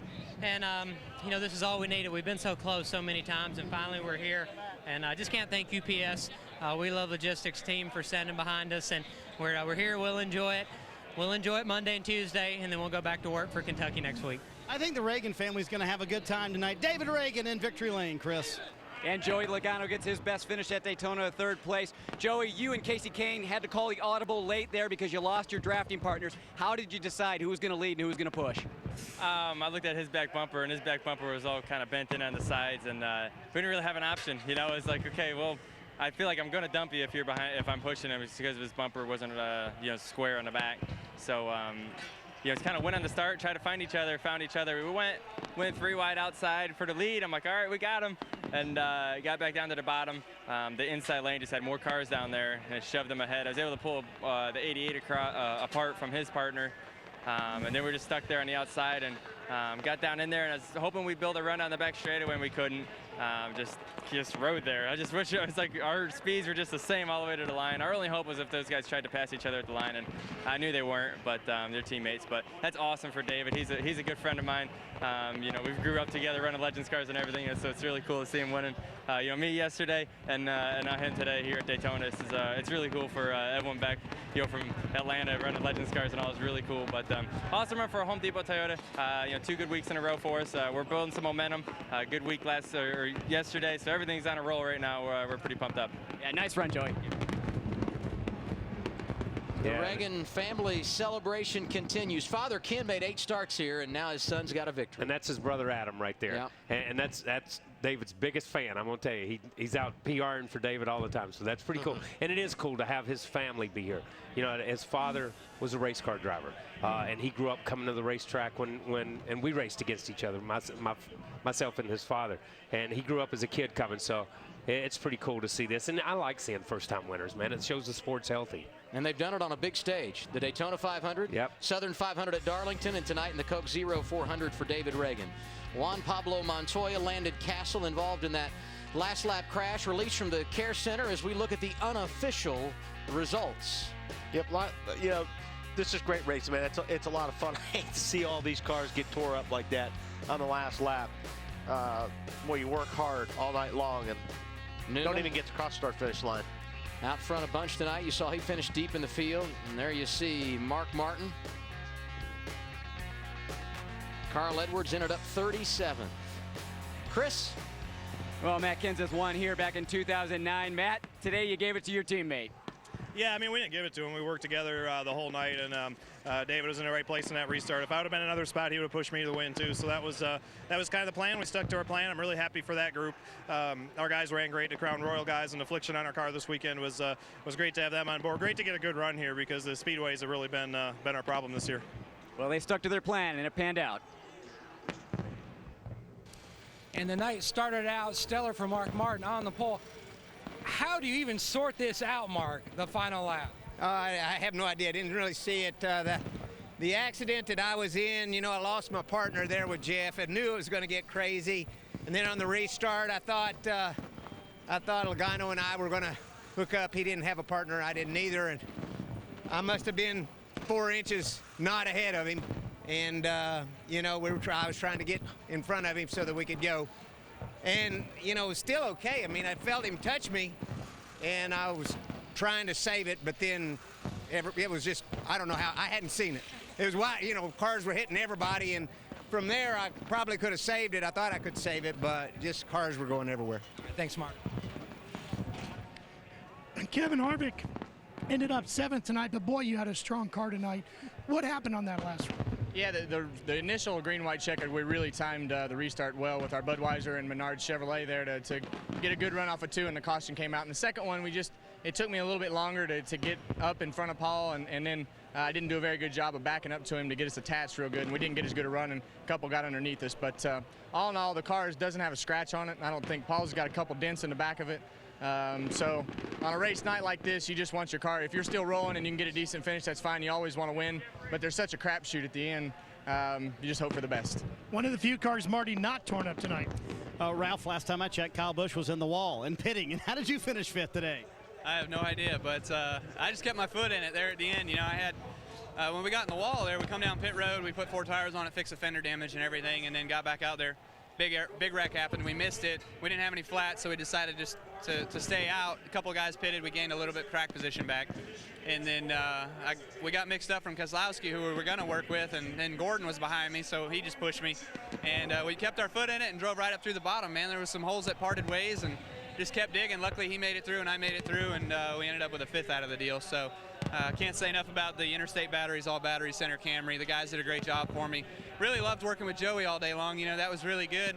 Figured we probably could have won the race. You know, we were coming right there at the end around the top, and we got in the wall, and caution come out. So, you know, it's just a product of what we got. How frantic is that at the end? Because you were going to work with a 48 for a while, didn't have his radio, so you had to move to someone else. How crazy was that, just trying to figure out, A, who you were going to work with, and B, how you're going to talk to him? Yeah, I had 2 24 channels today. That doesn't work, does it? No, that didn't work for the 48 anyways, but I got the 24 there at the end, so you know, it's just a matter of trying to find who you can find when you need to find them. And I had enough radios where I was flipping all over the place. So Casey Kane's waiting on me to let him go for an interview. So I'm just going to keep on flapping my jaws here and get some more Interstate batteries coverage going on. And we'll take up as much time as we could possibly take up. Thank NOS Energy Drink, Toyota, everybody from JGR. Making Casey mad. Yeah, Casey's mad, isn't he, Chris? Well, Casey Kane and Brian Vickers were one of the strongest pairs all night. Casey, on that last accident, how worried were you when you lost Brian?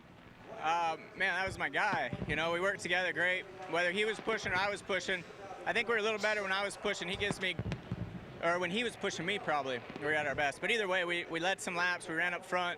When I lost Brian, that was a bad thing. But I was able to push Joey there, and we got 4th. And it's good for Toyota and great for Red Bull. It was a really good night for Red Bull. The cars were really good all night.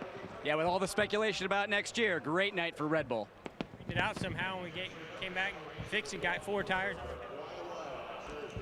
So Casey Kane walks away after a top 5 finish. Kind of the good news, bad news situation over at Team Red Bull tonight. It it's kind of interesting when you go through that and listen to the drivers talk. I mean, nobody seems to be really mad at anybody. Everybody's wrecked on the last lap, and nobody's blaming. Even Mark said, I thought I had him cleared. Yeah. You know, and Mark basically said, I come down on Joy. Joy didn't wreck me. No matter what everybody thinks, Joy didn't wreck me. I came down on Joy. I thought I had him cleared because we needed dancing partners at that time.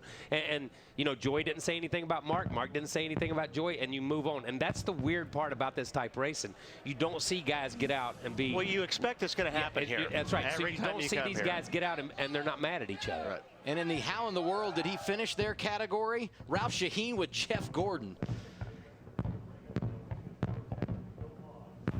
Well, Jeff, you guys had a wild night going there. What happened in that big pack that got you turned around? Everybody was just really getting anxious, and it was ready, time to go. And somebody got outside of me and Mark coming off at 2, which made it 3 wide. I had the 83 and the 4 on our inside, and just went into 3. And I don't know, somebody got in the back of the 4 and pushed him up into me, and I had nowhere to go. And then the car came around, and luckily I straightened it out somehow, and we came back and fixed it, got 4 tires on our Pepsi Max Chevrolet, and miraculously there, those last 2 restarts avoided 2 more wrecks, and was pushing Kyle Busch, and he made some great holes on that last run. And I mean, I don't know, it was awesome, and how we finished 6th is unbelievable. It was also one of the best saves of the year. So now we look at Sprint Cup Series points. After 17 races, we have a new leader. And seeing his name atop the pylon, got to be a good feeling. Next Saturday night, we're off to Kentucky. At 6:30 p.m. Eastern Time, Countdown to Green, delivered by Pizza Hut, followed by Sprint Cup Series Racing, presented by KFC. Next on TNT, Falling Skies. You can go to NASCAR.com for more post-race coverage. I'm Adam Alexander. Thanks for being with us from the world's center of racing.